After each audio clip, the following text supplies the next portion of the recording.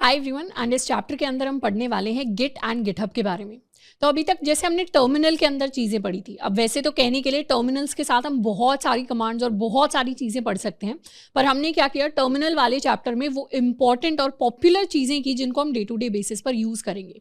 वैसे ही Git and GitHub के अंदर हम बहुत सारी एंड काफ़ी कॉम्प्लेक्स चीज़ें भी पढ़ सकते हैं, पर डे टू डे बेसिस में यूजुअली हम उन चीज़ों को यूज़ नहीं करते। इस चैप्टर के अंदर हम सारी वो इंपॉर्टेंट चीज़ें कवर कर रहे होंगे जिनके बारे में हमें पता होना चाहिए जब हम गिट एंड गिटहब को पढ़ना स्टार्ट करते हैं, एंड साथ के साथ वो इंपॉर्टेंट चीज़ें जिनको हम डे टू डे बेसिस में यूज़ करेंगे जब भी हम गिट एंड गिटहब की बात करते हैं। तो सबसे पहले पढ़ते हैं कि गिट एक्चुअली होता क्या है। अब दो टर्म्स हमने सुनी होंगी, एक है गिट और एक है गिटहब। अभी तक कोर्स के अंदर कई बार हो सकता है हमने इन टर्म्स को बार बार सुना हो, इनफैक्ट हमने पहले ही आपको अपना गिटहब का अकाउंट बनाने के लिए बोल दिया था। तो अब इस चैप्टर के अंदर हम दोनों के बीच में डिफरेंसेस समझने वाले हैं। सबसे पहले हम बात करने वाले हैं कि गिट एक्चुअली होता क्या है। जब हम गिट की बात करते हैं, गिट हमारा होता है एक version control system. Version control system software की भाषा में एक ऐसा ऑनलाइन टूल होता है जो हमें हेल्प करता है to track changes in code. जैसे लेट्स सपोज एक एग्जांपल लेते हैं कि हमें कोई वेब डेवलपमेंट का प्रोजेक्ट बनाना है। अब अपने वेब डेवलपमेंट के प्रोजेक्ट को, अब ऐसा तो है नहीं कि हम एक रात बैठेंगे और हम पूरा का पूरा प्रोजेक्ट फिनिश कर देंगे। जनरली वैसा हैकाथॉन्स में होता है, बट जब हम नॉर्मली प्रोजेक्ट्स के ऊपर काम कर रहे होते हैं तो हो सकता है हमें कुछ दिन लगे, हो सकता है बड़ा प्रोजेक्ट हो तो हमें कुछ हफ्ते लगे, या फिर अगर हम कंपनी के अंदर काम करते हैं तो कुछ ऐसे प्रोजेक्ट्स होते हैं जिन पर हम महीनों तक काम करते रहते हैं। तो ऐसे में जब भी कोई प्रोजेक्ट बनता है तो उसकी कई सारी स्टेजेस होती हैं। जैसे इसको बहुत सिंपल तरीके से समझे तो लेट्स सपोज हमें कोई वेब डेवलपमेंट का प्रोजेक्ट बनाना है, तो पहले उसमें हो सकता है हम अपना फ्रंट एंड बना रहे हो, एंड उसके बाद हो सकता है हम अपना बैक एंड बिल्ड करने चलें। अब फ्रंट एंड जब बनाएंगे उसके अंदर भी स्टेजेस आएंगे। हो सकता है पहले हम अपना सारा का सारा HTML कोड लिखना पसंद करें, उसके बाद हम अपना सारा का सारा CSS कोड लिखना पसंद करें, एंड उसके बाद हम अपना सारा का सारा जावास्क्रिप्ट का कोड लिखना पसंद करें। या फिर एक और अप्रोच भी होती है कि लेट्स सपोज हमारा जो पेज है या हमारी जो वेबसाइट है उसके अंदर अलग अलग फीचर्स हैं। एक फीचर हो सकता है कि हम साइन अप का पेज बना रहे हैं, तो साइन अप के पेज के लिए पहले HTML लिखा जाएगा, फिर CSS लिखा जाएगा, फिर जावास्क्रिप्ट लिखा जाएगा, फिर बैकएंड का कोड लिखा जाएगा। उसके बाद हम दूसरा एक लॉगिन का पेज बना रहे हैं और लॉगिन का फीचर है, उसके लिए भी सेम सीक्वेंस होगा। तो यहाँ पर क्या हो रहा है, हम फीचर वाइज डेवलपमेंट कर रहे हैं। तो चाहे हम किसी भी तरीके से डेवलपमेंट कर रहे हो, किसी भी तरीके से अपने प्रोजेक्ट्स को बना रहे हो, हर बार प्रोजेक्ट्स की जनरली कुछ स्टेजेस होती हैं, कुछ फेजेस होते हैं। अब कई बार हो सकता है कि हमने साइन अप वाला प्रोजेक्ट बना लिया और फिर हम लॉगिन पर काम कर रहे हैं और हमने डिस्कवर किया कि लॉगिन के अंदर कुछ ऐसी प्रॉब्लम्स आ रही हैं। अब कई बार ऐसा हो सकता है कि हमने अपना स्टेप 1 कंप्लीट कर लिया प्रोजेक्ट का, उसके बाद हम अपने स्टेप 2 पर बढ़े, उसके बाद हम अपने स्टेप 3 पर बढ़े, एंड उसके बाद क्या आया, हमारे दिमाग में आया कि नहीं, इस प्रोजेक्ट को ऐसे नहीं, इसको प्रोजेक्ट को थोड़े से और अलग तरीके से हम बिल्ड कर सकते हैं। तो हम चाहते हैं कि हमारे पास वही सारा सेम कोड आ जाए जो हमारे पास स्टेप 1 को खत्म करने के बाद था या स्टेप 2 को खत्म करने के बाद था। तो इस तरीके से या तो हम उस कोड के अंदर मैन्युअली चेंजेस कर सकते हैं कि एक एक लाइन हम जाके डिलीट करें कि ये चीज़ एक्स्ट्रा ऐड की थी हमने स्टेप 3 में, इसको अब डिलीट कर देते हैं, इसकी अब हमें ज़रूरत नहीं। या फिर हमारे पास ऐसे ऑनलाइन टूल्स होते हैं जो हमारे लिए ट्रैकिंग का काम कर लेते हैं। ये टूल्स क्या करते हैं, ट्रैक करते हैं कि कब हमने कोड के अंदर क्या चेंज किया। तो कभी भी अगर हमें ऐसा फील होता है नहीं हमें अभी वाले चेंजेस नहीं चाहिए, मुझे तो अपने पुराने वाले चेंजेस चाहिए, तो हम कभी भी जाकर अपनी हिस्ट्री को देख सकते हैं, पूरी की पूरी प्रोजेक्ट की हिस्ट्री को, एंड उसमें जिस भी स्टेज पर हम जाना चाहते हैं जहां पर हमें कोई पर्टिकुलर सेट ऑफ चेंजेस किए थे, हम अपने प्रोजेक्ट को दोबारा से उस स्टेज पर लेकर जा सकते हैं। तो इस तरीके से वर्जन कंट्रोल सिस्टम हमें हेल्प करते हैं to track changes in code. इसके अलावा इनका एक और काफी अच्छा यूज है कि जब भी हम ग्रुप के अंदर काम कर रहे होते हैं, अब अभी तो हो सकता है हम सोलो प्रोजेक्ट्स बना रहे हो, पर एक पॉइंट के बाद हम पेयर में प्रोजेक्ट्स बनाएंगे, हम अपने किसी दोस्त के साथ प्रोजेक्ट्स बनाएंगे, या क्लास के अंदर हम ग्रुप में प्रोजेक्ट्स बनाएंगे। इनफैक्ट कंपनीज के अंदर भी जब डेवलपमेंट होती है तो ऐसा नहीं है एक व्यक्ति ही बैठकर सब कुछ कर लेता है। कंपनीज के अंदर जनरली काफ़ी सारे लोग होते हैं और बहुत सारे लोग एक ही प्रोजेक्ट पर काम कर रहे होते हैं। तो उस तरीके से जब स्टेज आती है तो लेट्स सपोज ये हमारा एक प्रोजेक्ट है। अब इस प्रोजेक्ट के ऊपर हो सकता है कि हमारा कोई भी डेवलपर 1 काम कर रहा हो, प्रोजेक्ट के ऊपर डेवलपर 2 काम कर रहा हो, प्रोजेक्ट के ऊपर डेवलपर 3 काम कर रहा हो, प्रोजेक्ट के ऊपर डेवलपर 4 काम कर रहा हो। अब वो किस तरीके से अपने कोड को शेयर करें। अब जब भी इस तरीके से शेयर होता है तो उसमें हमारे वर्जन कंट्रोल सिस्टम्स काम आते हैं, और वर्जन कंट्रोल सिस्टम ये भी ट्रैक करते हैं कि अगर डेवलपर 1 है तो उसने कितना कोड लिखा, डेवलपर 2 है तो उसने कितनी लाइनें ऐड की, क्या दोनों ने सेम फाइल के अंदर सेम जगह तो नहीं चेंज कर दिया, और अगर दोनों ने सेम फाइल के अंदर कभी चेंज कर दिया है तो उनमें से दोनों में से किसका कोड रखा जाएगा। तो इस तरीके की काफी सारी प्रॉब्लम्स हैं जिन्हें वर्जन कंट्रोल सिस्टम सॉल्व करते हैं।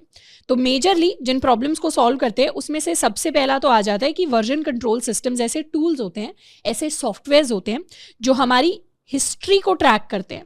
एंड दूसरा, ये हमें हेल्प करते हैं टू कोलैबोरेट यानी दूसरों के साथ एक ग्रुप सिस्टम के अंदर काम करने में हेल्प करते हैं। उस सिस्टम के अंदर जो जो इश्यूज आते हैं उनको सॉल्व करने में हेल्प करते हैं। तो ये तो हो गए हमारे वर्जन कंट्रोल सिस्टम्स। अब गिट क्या है? एक तरीके का वर्जन कंट्रोल सिस्टम है। अब ऐसा नहीं है कि गिट अकेला वर्जन कंट्रोल सिस्टम है हमारे मार्केट के अंदर, और भी काफ़ी सारे वर्जन कंट्रोल सिस्टम्स होते हैं, लेकिन गिट हमारे पास फ्री है, यानी कोई भी इसे यूज़ कर सकता है, हमें इसके कोई पैसे नहीं देने पड़ते। ओपन सोर्स है, ये सबके लिए एक्सेसिबल है, चाहे किसी इंडिविजुअल को यूज़ करना हो, चाहे किसी कंपनी को यूज़ करना हो, कुछ इस तरीके की चीज़ें नहीं है। हम चाहें तो खुद जाकर गिट कैसे काम करता है उसको समझ सकते हैं। उसकी रेपोजिटरीज यानी ऑनलाइन फोल्डर्स हमारे पास कोड अवेलेबल होता है, हम उसे जाकर देख सकते हैं, हम उसमें हेल्प कर सकते हैं, कॉन्ट्रीब्यूट कर सकते हैं।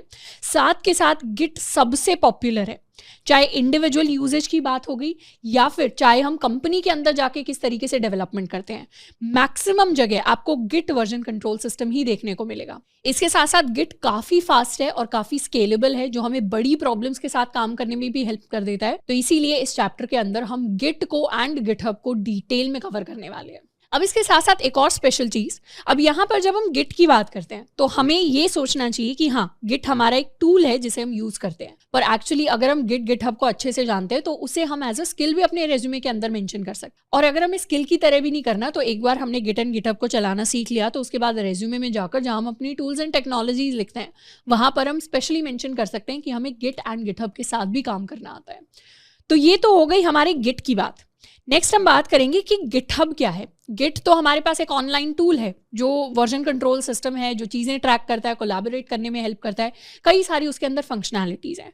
पर गिटहब एक ऐसी वेबसाइट है जिसके ऊपर हम अपनी रेपोजिटरीज ऑनलाइन होस्ट करते हैं।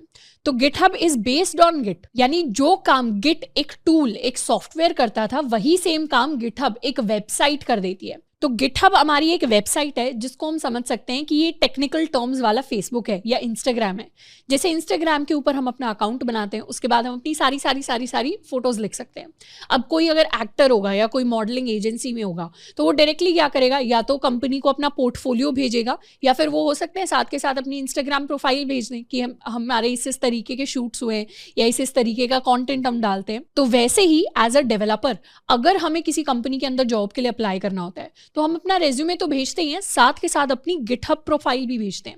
तो गिटहब ऐसी वेबसाइट है जिसके ऊपर जाकर हम अपना अकाउंट बनाते हैं और उसके ऊपर जाकर हम अपने प्रोजेक्ट्स को जनरली अपलोड करते हैं। तो हमारे जितने भी प्रोजेक्ट्स होते हैं उनका जितना भी कोड होता है, कोई भी अगर हायरिंग मैनेजर है या HR है वो जाकर हमारी गिटहब प्रोफाइल पर जा सकते हैं एंड गिटहब प्रोफाइल के अंदर हमारे जितने भी प्रोजेक्ट्स होंगे वो जाकर चेकआउट कर सकते हैं हमने किन टेक्नोलॉजीज के प्रोजेक्ट्स बनाए थे या कब उन प्रोजेक्ट्स पर काम किया था, कौन कौन सी लाइन ऑफ कोड है जो हमने लिख रखी है उन प्रोजेक्ट्स के अंदर। तो इस तरीके से थोड़ी ऑथेंटिसिटी बढ़ जाती है कि हाँ, इस व्यक्ति को गिटहब चलाना तो आता ही है, साथ के साथ इन्होंने अपने प्रोजेक्ट्स वहां पर डाल भी रखे हैं। तो गिटहब क्या है? गिटहब हमारी वेबसाइट है जिसके ऊपर जनरली हम अपनी प्रोजेक्ट्स या इनको हम रेपोजिटरीज भी कहते हैं। रेपोजिटरीज यानी हमारे फोल्डर्स, तो जो हमारे फोल्डर्स होते हैं जिनको हम ऑनलाइन होस्ट करते हैं उसको रेपोजिटरी या शॉर्ट में हम उन्हें रेपो भी कह सकते हैं। तो इसके ऊपर हम अपनी रेपोज को होस्ट करते हैं। अब ऑलरेडी आई होप कि हम सभी ने गिटहब का अकाउंट बना लिया होगा। अगर नहीं भी बनाया है तो हमें क्या करना होता है, हमारे पास कोई भी ईमेल आईडी है, जैसे यहाँ पर मैंने एक सैम्पल ईमेल आईडी बनाई है डेल्टा स्टूडेंट के नाम से। तो इस तरीके से हो सकता है हमारे पास कोई भी ईमेल आईडी हो, चाहे वो जीमेल आईडी है, चाहे वो किसी कंपनी की आईडी है या हमारे कॉलेज की आईडी है, पर जनरली प्रेफर करिए कि गिटहब के लिए हम अपनी कोई पर्सनल ईमेल आईडी या जीमेल आईडी यूज़ करें, क्योंकि कॉलेज की आईडी हो सकता है एक पॉइंट के बाद काम ना करे, पर हम तो अपनी गिटहब की आईडी एक ही बनाते हैं। जैसे इंस्टाग्राम अकाउंट जनरली एक ही होता है, फेसबुक अकाउंट, लिंक्डइन अकाउंट एक ही होते हैं, वैसे गिटहब अकाउंट भी एक ही होता है जिसके ऊपर हम अपने सारे कोड्स अपलोड करेंगे थ्रू आउट आवर लाइफ। तो इसीलिए अपनी पर्सनल ईमेल आईडी के साथ काम करना है। हम क्या कर सकते हैं, सीधा गिटहब पर जाकर हम साइन अप कर सकते हैं। साइन अप करके सबसे पहले तो हमसे हमारी आईडी मांगी जाएगी, तो we can write deltastudent@apnacollege.in, continue. तो अब अपने लिए हम कोई पासवर्ड क्रिएट कर सकते हैं सिक्योर सा, इसे कर लेते हैं कंटिन्यू, और हम अपने लिए कोई भी यूज़र नेम सिलेक्ट कर सकते हैं। जनरली जो हमारा यूज़र नेम होता है हम उसे अपना first name and last name रखते हैं। अगर आपका कोई कॉमन नाम है जैसे राहुल कुमार, नेहा कुमारी, इस तरीके का अगर कॉमन नाम है तो उस केस में हम अपना नाम एंड उसके बाद कुछ और साथ में अपेंड कर सकते हैं, कोई नंबर, अपना डेट ऑफ बर्थ या इस तरीके से। तो let me right delta student 101, ये अवेलेबल है और इसको कर लेते हैं कंटिन्यू। अब मुझे अपडेट्स नहीं चाहिए प्रोडक्ट्स के बारे में, इसको भी कर लेते हैं कंटिन्यू। वेरीफाई कर लेते हैं if we are a genuine person. तो ये हमारे पास कोई कोड आया होगा एंड कोड को हम जाकर यहाँ पर लिख सकते हैं। हम चूज़ कर सकते हैं कि हम टीम में काम करने वाले हैं नहीं। अभी के लिए आई एम अ स्टूडेंट, तो मैं बस अकेले काम करूँगी। टीचर है, स्टूडेंट है, मैं स्टूडेंट हूँ, मैंने कर दिया कंटिन्यू। एंड इसके बाद हम चाहें तो चूज़ कर सकते हैं कौन कौन से स्पेसिफिक फीचर्स हमें चाहिए। हम कोलैबोरेटिव कोडिंग करने वाले हैं अभी के लिए। ऑटोमेशन CI/CD थोड़ी सी आगे की चीज़ें, उनको अभी के लिए हम नहीं करेंगे। हम कम्युनिटी देखने वाले हैं, इसको कर लेते हैं कंटिन्यू।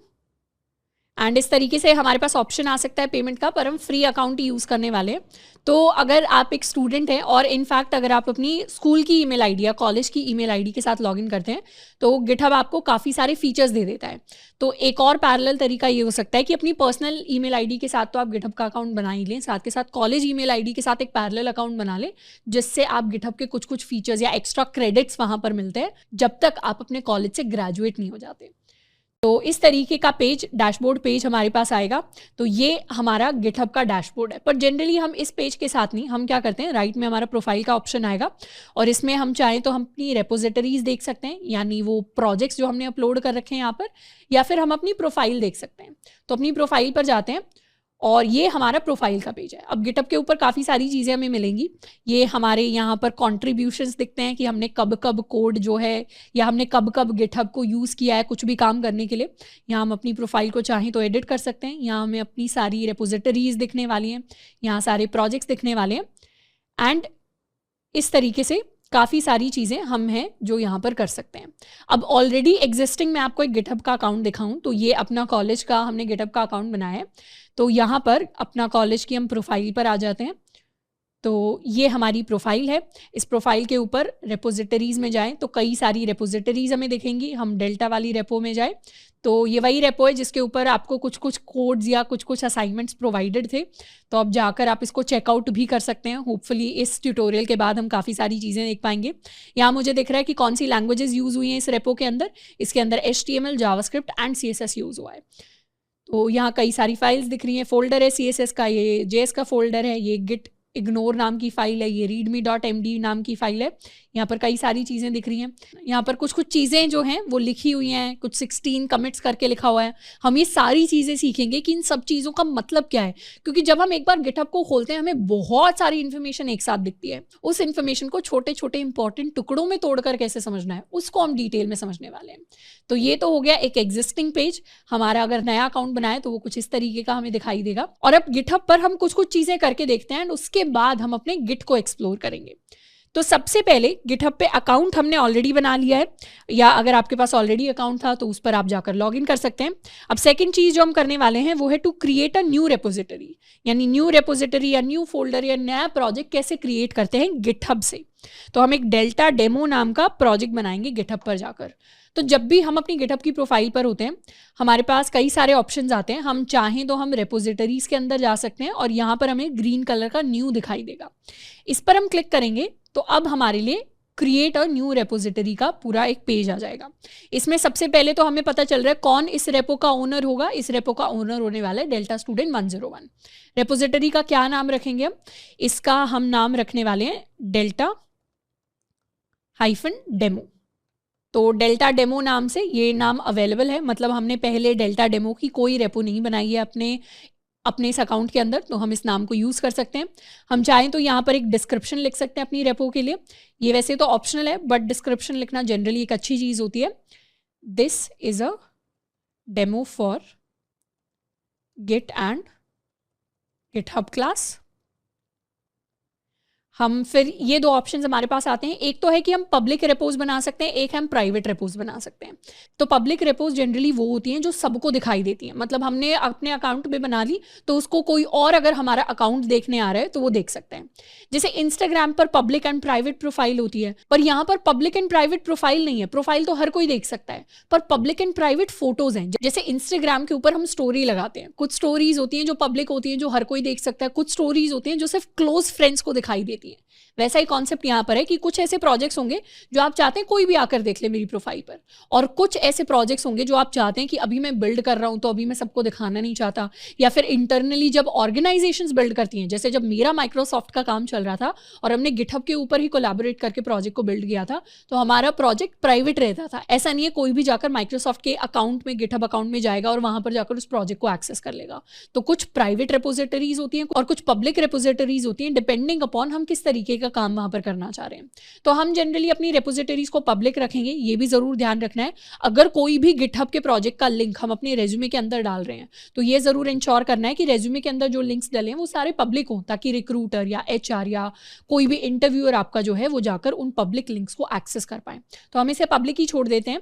और साथ के साथ हमारे पास एक ऑप्शन आता है to initialize a readme file. एक रीडमी फाइल क्या होती है? readme.md नाम की बाय डिफॉल्ट हम एक फाइल क्रिएट करते हैं जनरली रेपोज के अंदर। अब इसे क्रिएट करना कंप्लीटली ऑप्शनल होता है, मतलब कंपलसरी नहीं है। हम चाहें तो क्रिएट कर सकते हैं इस फाइल को, हम चाहें तो नहीं कर सकते हैं। MD का, अब जैसे हमारे पास अलग अलग एक्सटेंशंस होती हैं, .html, .js, .css, वैसे ही हमारे पास .md भी होती है। MD की फुल फॉर्म होती है मार्कडाउन, यानी ये हमारी ऐसी फाइल है, जैसे हमने मार्कअप सुना होगा जब हमने HTML की बात की थी, हाइपरटेक्स्ट मार्कअप लैंग्वेज, तो वो क्या करता है, हमें मार्कअप बताता है। तो वैसा सा ही सिमिलर सा हम मार्कडाउन को समझ सकते हैं कि जो readme.md नाम की फाइल है ये हमें बताती है कि हमारा प्रोजेक्ट क्यों बना है, मतलब प्रोजेक्ट क्या है, प्रोजेक्ट का नाम क्या है, प्रोजेक्ट को हमने क्यों बनाया है, प्रोजेक्ट के अंदर क्या क्या फीचर्स हैं, क्या क्या चीज़ें हैं, इस प्रोजेक्ट को हम यूज़ कैसे कर सकते हैं। तो बेसिकली जो भी प्रोजेक्ट या जो भी रेपो हम बना रहे हैं उसके बारे में जो हमें डिटेल्स देनी है किसी भी पढ़ने वाले को, उन सारी डिटेल्स को हम अपनी रीडमी नाम की फाइल के अंदर डालते हैं। जनरली ऐसा ही होता है। तो हम चाहें तो इस रीडमी को इनिशियलाइज कर सकते हैं, चाहे तो नहीं करें। तो एक गुड प्रैक्टिस हमेशा होती है कि हम एक रीडमी फाइल को इनिशियलाइज करें, उसको रखें। तो एक रीडमी फाइल के साथ हम अपनी एक रेपो को क्रिएट कर देंगे। तो ये हमारा नया अकाउंट है जिसके अंदर एक नई रेपो क्रिएट हो गई। तो यहाँ ऊपर दिख रहा है कि डेल्टा स्टूडेंट 101 के अंदर डेल्टा डेमो नाम की एक रेपो क्रिएट हो गई। तो अभी हम उस रेपोजिटरी के अंदर है। कभी भी चाहें तो हम अपनी प्रोफाइल पे जा सकते हैं, नहीं तो हम अपनी रेपोजिटरीज में जा सकते हैं। और यहाँ मुझे दिखाई दे रहा है मेरे पास कितनी रेपो हैं, रेपो काउंट दिख रहा है =1। तो हम इस पर क्लिक करेंगे तो हम यहाँ पर चले जाएंगे और जब भी हम किसी भी रेपो के अंदर होते हैं ये पेज हमें दिखाई देता है। अब इस पेज को समझने के लिए सबसे पहले तो ये हमारा कोड वाला सेक्शन है, तो कोड टैब के अंदर है। मैं यहाँ पे ये मेन जैसी चीज़ कोई दिखाई दे रही है, डिफ़ॉल्ट ब्रांचेस हम पढ़ेंगे क्या होते हैं, पर ब्रांचेस जैसी चीज़ें लिखी हुई हैं। यहाँ पर ये readme.md नाम की फाइल मुझे दिखाई दे रही है जिसके आगे इनिशियल कमिट लिखा हुआ आ रहा है और ये मेरी readme.md है। तो readme.md फाइल तो है ही, प्लस उस फाइल का डेटा भी हमारे कोड वाले पेज पर हमें दिखाई देता है कि इस रीडमी के अंदर क्या लिखा हुआ है। उस रीडमी के अंदर एक तो टाइटल लिखा हुआ है डेल्टा डेमो और उसके नीचे डिस्क्रिप्शन लिखा हुआ है this is demo for Git and GitHub class. तो ये रीडमी के अंदर ऑलरेडी लिखा हुआ है। तो अगर कल को जाकर आप डेल्टा स्टूडेंट 101 की प्रोफाइल पर जाते हैं तो आपको भी सेम चीज़ें दिखाई देंगी। अब ये कमिट क्या होता है, या यहाँ पर ये जो 1 कमिट जैसी चीज़ लिखी हुई है इसका क्या मतलब है।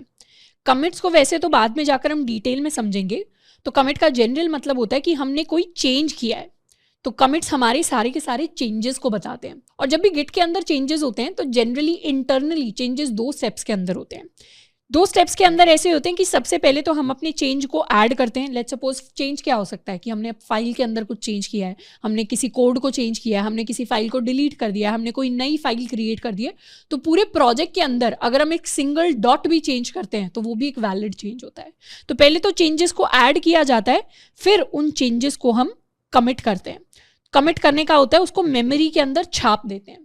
इसको हम ऐसे समझ सकते हैं कि हमने किसी को लेटर लिखा, तो पहले तो है कि हमने सिर्फ किसी को एक ब्लैंक लेटर लिया और उसके अंदर अपना पूरा का पूरा मैसेज लिख दिया। मैसेज लिखने का मतलब है कि हमने चेंज को ऐड कर दिया, कि हमने कोई चेंज किया है, सच्ची बात है, और वो चेंज हमें दिखाई भी दे रहा है, पर अभी वो चेंज फाइनल नहीं है। उस लेटर के ऊपर हमें क्या लगाना पड़ेगा, एक स्टैंप लगाना पड़ेगा ताकि वो लेटर फाइनली हम जाकर पोस्ट कर पाए। तो स्टैंप लगाने का मतलब कमिट करना होता है। तो कुछ एक्चुअल जब हम चेंज कर देते हैं वो तो हमारा होता है कि हमने कुछ ऐड कर दिया, और जब फाइनल स्टैंप, फाइनल ठप्पा लग जाता है उसको हम कहते हैं कि हमने कुछ कमिट कर दिया। तो जो जो भी चेंज होते हैं रेपोजिटरीज के अंदर 2 स्टेप्स में होते हैं। कई डेवलपर्स कहते हैं कि जो ऐड वाला स्टेप होता है ये थोड़ा सा एक्स्ट्रा स्टेप है, इसका डेवलपमेंट में इतना ज़्यादा कोई फ़ायदा होता नहीं है, तो गिटहब को चेंज करके डायरेक्टली कमिट करना अलाउ करना चाहिए। बट ऐसा नहीं है, ऐड वाले स्टेप के भी काफ़ी सारे यूजेस होते हैं, काफ़ी सारे इंटरनल यूजेस होते हैं। पर हमारे लिए समझने वाली चीज़ ये है कि जब भी कोई चेंज होता है वो 2 स्टेप्स में होता है गिट के अंदर, ऐड और कमिट की फॉर्म में। लेकिन गिटहब उस चीज़ को थोड़ा सा आसान कर देता है। गिटहब क्या करता है, हमें सीधा कमिट्स दिखाता है। कमिट्स यानी कि आपने लास्ट टाइम क्या चेंज किया था और उस पर स्टैम्प भी लग चुका है, यानी कमिट पूरा, चेंज पूरा हो चुका है। अब कमिट को, ये हमारा इनिशियल कमिट था, इस पर क्लिक करें अगर हम, तो हमें ये चीज़ दिखाई देगी, इस तरीके का पेज दिखाई देगा। यहाँ हम देख भी सकते हैं कि readme.md में जाकर आपने क्या किया, आपने ये ग्रीन में जो एरिया दिखाई दे रहा है ये हमारे नए चेंजेस हैं कि आपने पहले तो ये चीज़ ऐड करी, फिर आपने ये चीज़ ऐड करी। तो ग्रीन और रेड में यूजुअली 2 तरीके के चेंजेस हमें दिखाई देते हैं। एक होंगे ग्रीन के अंदर चेंजेस, जो चीज़ें हमने पॉजिटिव ऐड की, और एक होंगे रेड कलर के चेंजेस जिसमें वो चीज़ें जो हमने डिलीट की या वो चीज़ें जिनको हमने मॉडिफाई किया वो चीज़ें हमें दिखाई देती हैं। अब क्योंकि हमने रीडमी फाइल नई बनाई है तो उसके अंदर सारे के सारे चेंजेस अभी हमारे पॉजिटिव ही हैं, तो ये हमारी चेंजेस हैं। अब हम चाहें तो अपनी रीडमी के अंदर भी चेंजेस कर सकते हैं। कोड के अंदर जाएंगे और रीडमी के सामने जो पेंसिल वाला ऑप्शन है, this is my edit option, edit option के ऊपर क्लिक करेंगे तो हमारे लिए इस तरीके का पेज खुलेगा। तो ये गिटहब के ऊपर ही मेरी रीडमी फाइल खुल गई। तो यहाँ हम गिटहब पर जाकर ही अपनी रीडमी के अंदर चेंजेस कर सकते हैं। हमें अलग से गिटहब से कोड अपने लैपटॉप के अंदर सेव करके फिर ज़रूरी नहीं है चेंजेस करना, वो भी तरीका है, पर हम चाहें तो डायरेक्टली रीडमी पर चेंजेस अपने गिटहब से भी कर सकते हैं। तो यहाँ पर this is a demo for Git and GitHub class. अब लेट्स सपोज हम यहाँ पर बहुत छोटा सा चेंज करते हैं, हम सिर्फ एक डॉट लगाते हैं। लास्ट में क्या किया, सिर्फ एक डॉट लगाया हमने, और इस भी चेंज को हमें कमिट करना पड़ेगा। तो हर छोटा जो चेंज होता है वो काउंट होता है प्रोजेक्ट के अंदर। ये हमने चेंज कर दिया, अब करेंगे कमिट चेंजेस पर क्लिक। तो यहाँ कमिट जब भी करते हैं, मतलब स्टैम्प जब भी लगता है हमारे पेपर के ऊपर चेंज के साथ, तो उसके साथ हमें कोई मैसेज लिखना पड़ता है, और ये मैसेज मीनिंगफुल होते हैं। इनको बताना पड़ता है कि अब क्या कमिट करने की कोशिश कर रहे हैं, ताकि कल को जाकर आप बात करें कि पुराने हमने क्या क्या चेंजेस किए थे तो हमें समझ में आए। तो यहाँ पर हम क्या कर रहे हैं, अपडेट कर रहे हैं अपनी रीडमी एमडी को। सिर्फ इतना लिखेंगे, ये अभी क्या ऑप्शंस है इनको छोड़ देंगे। Basically first option main branch वाला सिलेक्ट करना है और कमिट चेंजेस पर हम क्लिक कर देंगे। चेंजेस पर क्लिक कर दिया, अब यहाँ हमें डॉट दिखाई दे रहा है, दोबारा से कोड पर क्लिक कर देंगे। और अब जब जाएंगे तो इस फाइल के अंदर लास्ट में हमें डॉट दिखाई दे रहा है, और यहाँ जहाँ पर इनिशियल कमिट लिखा हुआ था यहाँ पर क्या आ रहा है, अब यहाँ पर अपडेट readme.md आ रहा है। मतलब जो लास्ट कमिट होता है, जो सबसे लेटेस्ट कमिट होता है, लेटेस्ट चेंज होता है हमारा गिटहब के ऊपर, फाइल्स के ऊपर, वही चेंज दिखता है कि इस फाइल में लास्ट चेंज क्या हुआ था। हम चाहें तो इस चेंज के बारे में और डिटेल्स चाहिए तो हम इस पर क्लिक कर सकते हैं। क्लिक किया तो ये पेज खुल गया। अब यहाँ पर क्या दिखा रहा है, ये डेल्टा डेमो तो सेम ही दिखा रहा है क्योंकि उसके अंदर हमने चेंज नहीं किया। ये जो एक लाइन रेड में दिखा रहा है, एक लाइन ग्रीन में दिखा रहा है। रेड वाली लाइन में क्या है, सेम चीज़ लिखी हुई है, बस लास्ट में डॉट नहीं है, और ग्रीन वाली लाइन में हमने डॉट दिखा दिया। इसको कहने का बेसिक मतलब ये है कि पहले फाइल ऐसी दिखती थी, अब फाइल के अंदर इस लाइन के अंदर ये चेंज हो गया, तो नई वाली जो लाइन है वो ऐसी दिखती है। यहाँ पर दिख भी रहा है शोइंग 1 चेंज्ड फाइल, यानी एक फाइल चेंज हुई है विद 1 एडिशन एंड 1 डिलीशन, यानी एक एडिशन हुआ है सेकंड वाली लाइन का और एक डिलीशन हुआ है इस फर्स्ट वाली लाइन का। तो बेसिकली सेम लाइन के अंदर भी चेंज किया है तो उसको भी एडिशन डिलीशन की तरह काउंट किया जा रहा है। तो इस तरीके से हम किसी भी कमिट को जा सकते हैं, उसकी डिटेल देख सकते हैं कि इस फाइल के अंदर उस कमिट ने, उस जब हमने स्टैम्प लगाया था तो लेटर के अंदर क्या क्या चेंजेस किए थे हमने। तो वही सेम चीज़ है कि जब हमने कमिट किया तो अपनी फाइल के अंदर क्या क्या चेंजेस किए थे हमने। अब हम चाहें तो अपनी फाइल्स को हम डायरेक्टली गिटहब से ही डिलीट कर सकते हैं, यानी readme.md पर क्लिक करेंगे और यहाँ हमारे पास कई सारे ऑप्शंस आएंगे। हम चाहें तो कई बार फाइल्स को डाउनलोड भी कर सकते हैं, तो उनकी रॉ फाइल्स हमारे पास डाउनलोड हो जाएंगी। बाकी यहाँ पर ये 3 डॉट्स पर जाकर क्लिक करेंगे तो कई सारे हमारे पास ऑप्शन आते हैं। डाउनलोड का शॉर्टकट हमारे पास आ जाएगा, ऑप्शंस आएंगे। एक हमारे पास ऑप्शन आता है डिलीट फाइल का, तो हम चाहें तो अपनी readme.md को डिलीट भी कर सकते हैं। पर डिलीट करने से पहले, क्योंकि डिलीट करना फाइल को भी एक खुद में चेंज है, फाइल्स को ऐड करना, उनके अंदर कोड को चेंज करना, या उनके अंदर या फाइल को ही कंप्लीटली डिलीट कर देना, ये सारे के सारे चेंजेस हैं। और जब भी कोई चेंज आता है हमें उस चेंज को फाइनल करने के लिए कमिट करना पड़ता है। तो यहाँ कमिट करने के लिए ऑलरेडी सजेस्ट किया हुआ है कि आप डिलीट readme.md लिख सकते हो अपने कमिट के अंदर मैसेज, एंड यहाँ पर क्लिक करके हम अपनी रीडमी को डिलीट भी कर सकते हैं।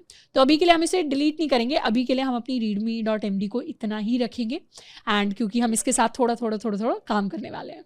अब यहाँ तक तो हमने सीखा कि हम गिटहब के ऊपर कैसे काम करते हैं। अब गिटहब जनरली क्योंकि ऐसा इंटरफेस है, एक वेबसाइट ही है जिसको यूज़ करना काफ़ी आसान है किसी भी डेवलपर के लिए या किसी भी नॉर्मल यूज़र के लिए। तो गिटहब को देखकर कई सारी चीज़ें हमें ऑटोमेटिकली थोड़ी बहुत समझ में आती हैं। पर जनरली जब हम अच्छे खासे लेवल का डेवलपमेंट कर लेते हैं तो उसके बाद हम गिटहब को तो यूज़ करते ही हैं, पर उसको थोड़ा कम यूज़ करते हैं। हम डायरेक्टली गिट को यूज़ करते हैं। और गिट को कैसे यूज़ करते हैं? गिट को हम यूज़ करते हैं with the help of our terminal. अब जैसे अपने कंप्यूटर के अंदर हम चाहें तो फोल्डर को राइट क्लिक करके भी बना सकते हैं, हम चाहें तो नई फाइल्स को भी खुद से बना सकते हैं, VS कोड के अंदर नई फाइल्स बना सकते हैं, पर वही सारे काम हम टर्मिनल से भी कर सकते हैं। तो वही कॉन्सेप्ट है गिटहब एंड गिट का। हम चाहें तो गिटहब के ऊपर ही मोस्टली चीजें कर सकते हैं, हम चाहे तो कमिट कर सकते हैं, हम चाहे तो फाइल्स डिलीट कर सकते हैं, but generally good developer practice होती है कि गिटहब हमें चलाना आना चाहिए, लेकिन जो हमारे प्राइमरी चेंजेस हम डे टू डे बेसिस पर करेंगे वो गिट को यूज करके करेंगे। तो बात करते हैं कि गिट को हम कैसे यूज कर सकते हैं। अब गिट को यूज करने के मल्टीपल तरीके हैं। सबसे पॉपुलर तरीका और जिसको हम भी यूज करेंगे वो है यूजिंग कमांड लाइन।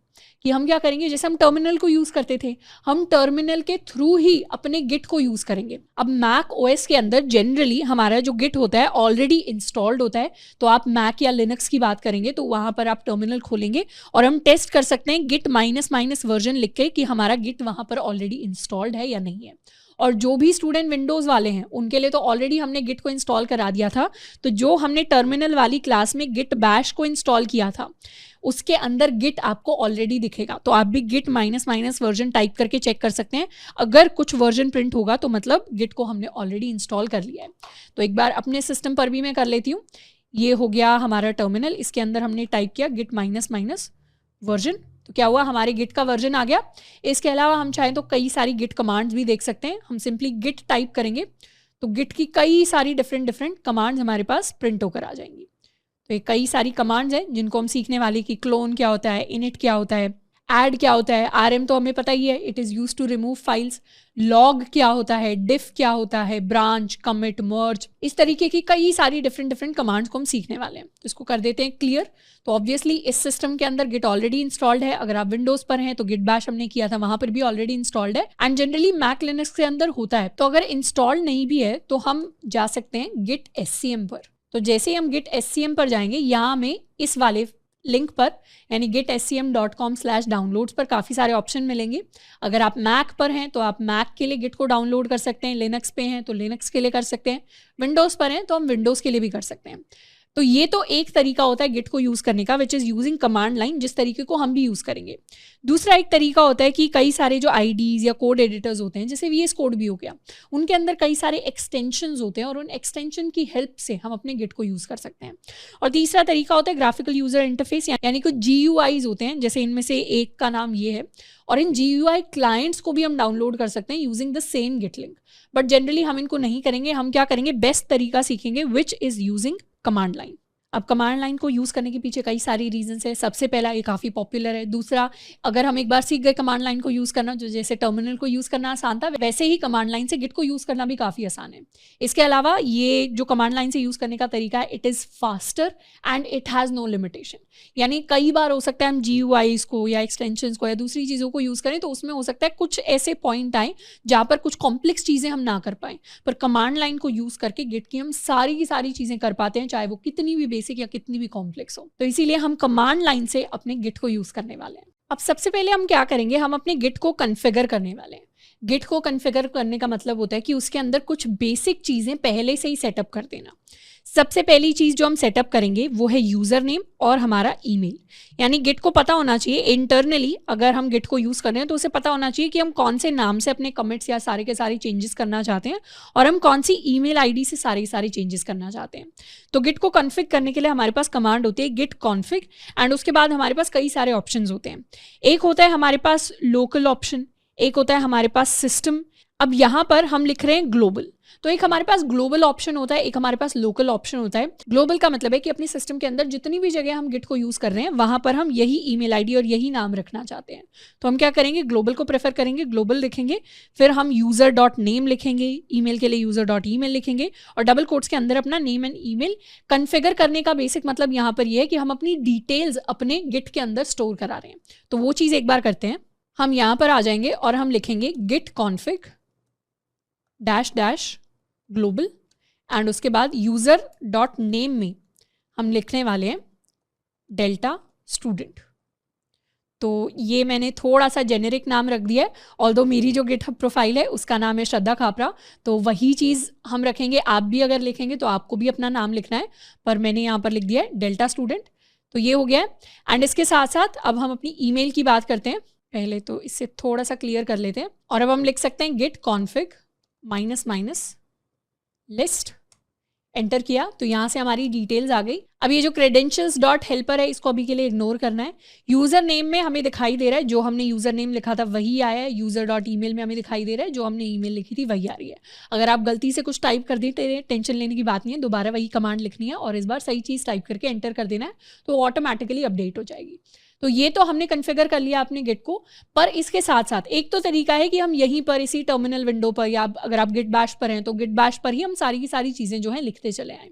पर इसके अलावा एक और तरीका है कि हम VS कोड के थ्रू अपने टर्मिनल को एक्सेस करें। अब इसे क्रॉस कर देते हैं और अपनी VS कोड को हम खोलने वाले हैं। अब जब भी हम अपने विजुअल स्टूडियो कोड को खोलेंगे हमारे पास ये वाली विंडो होगी। इस विंडो के अंदर अभी हमारे पास कोई ऐसा फोल्डर नहीं है जो खुला हुआ है, तो हम एक फोल्डर को क्रिएट करेंगे। तो जावास्क्रिप्ट क्लासरूम के अंदर हम एक और फोल्डर बनाएंगे। Let's make it git demo.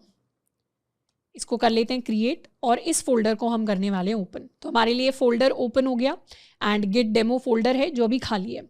अब ये तो VS कोड के अंदर फोल्डर बना लिया। बाकी VS कोड की जो विंडो है उसमें बॉटम लेफ्ट के अंदर ये कुछ ऑप्शंस हमें दिखाई देते हैं। इन पर जब हम क्लिक करेंगे तो हमारे लिए ये विंडो खुलेगी।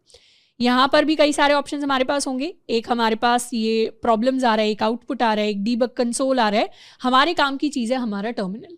तो बेसिकली जो टर्मिनल हम बाहर खोला करते थे अपने सिस्टम के अंदर, वही टर्मिनल हमारे पास VS कोड के अंदर भी अवेलेबल होता है। इस टर्मिनल के अंदर हमें दिखाई दे रहा है कि कौन से वाले सिस्टम के अंदर हम हैं और अभी किस फोल्डर के अंदर है। यानी अभी हमें पता है कि हम गिट डेमो जो फोल्डर हमने अभी बनाया है उस फोल्डर के अंदर बैठे हुए हैं। हम चाहें तो इस फोल्डर की फाइल्स लिस्ट कर सकते हैं, तो अभी खाली है तो कुछ नहीं लिस्ट होगा। हम चाहें तो इसकी करंट वर्किंग डायरेक्टरी भी देख सकते हैं, मतलब जो सारी कमांड्स हमने टर्मिनल में सीखी थी वो सारी की सारी यहाँ पर काम आएंगी। PWD से ये हमारी करंट वर्किंग डायरेक्टरी है हमारी लोकल मशीन के अंदर। जब भी हम लोकल मशीन वर्ड यूज़ करेंगे, लोकल मशीन कहने का मतलब है हमारा सिस्टम, यानी जिस कंप्यूटर या जिस लैपटॉप के ऊपर हम बैठकर कोड कर रहे हैं वो हमारी लोकल मशीन है, हमारे घर के अंदर रखी हुई है। तो वो सारी कमांड्स जो हम टर्मिनल के ऊपर यूज़ करते थे वो हमें यहाँ यूज़ करने को मिलेगी।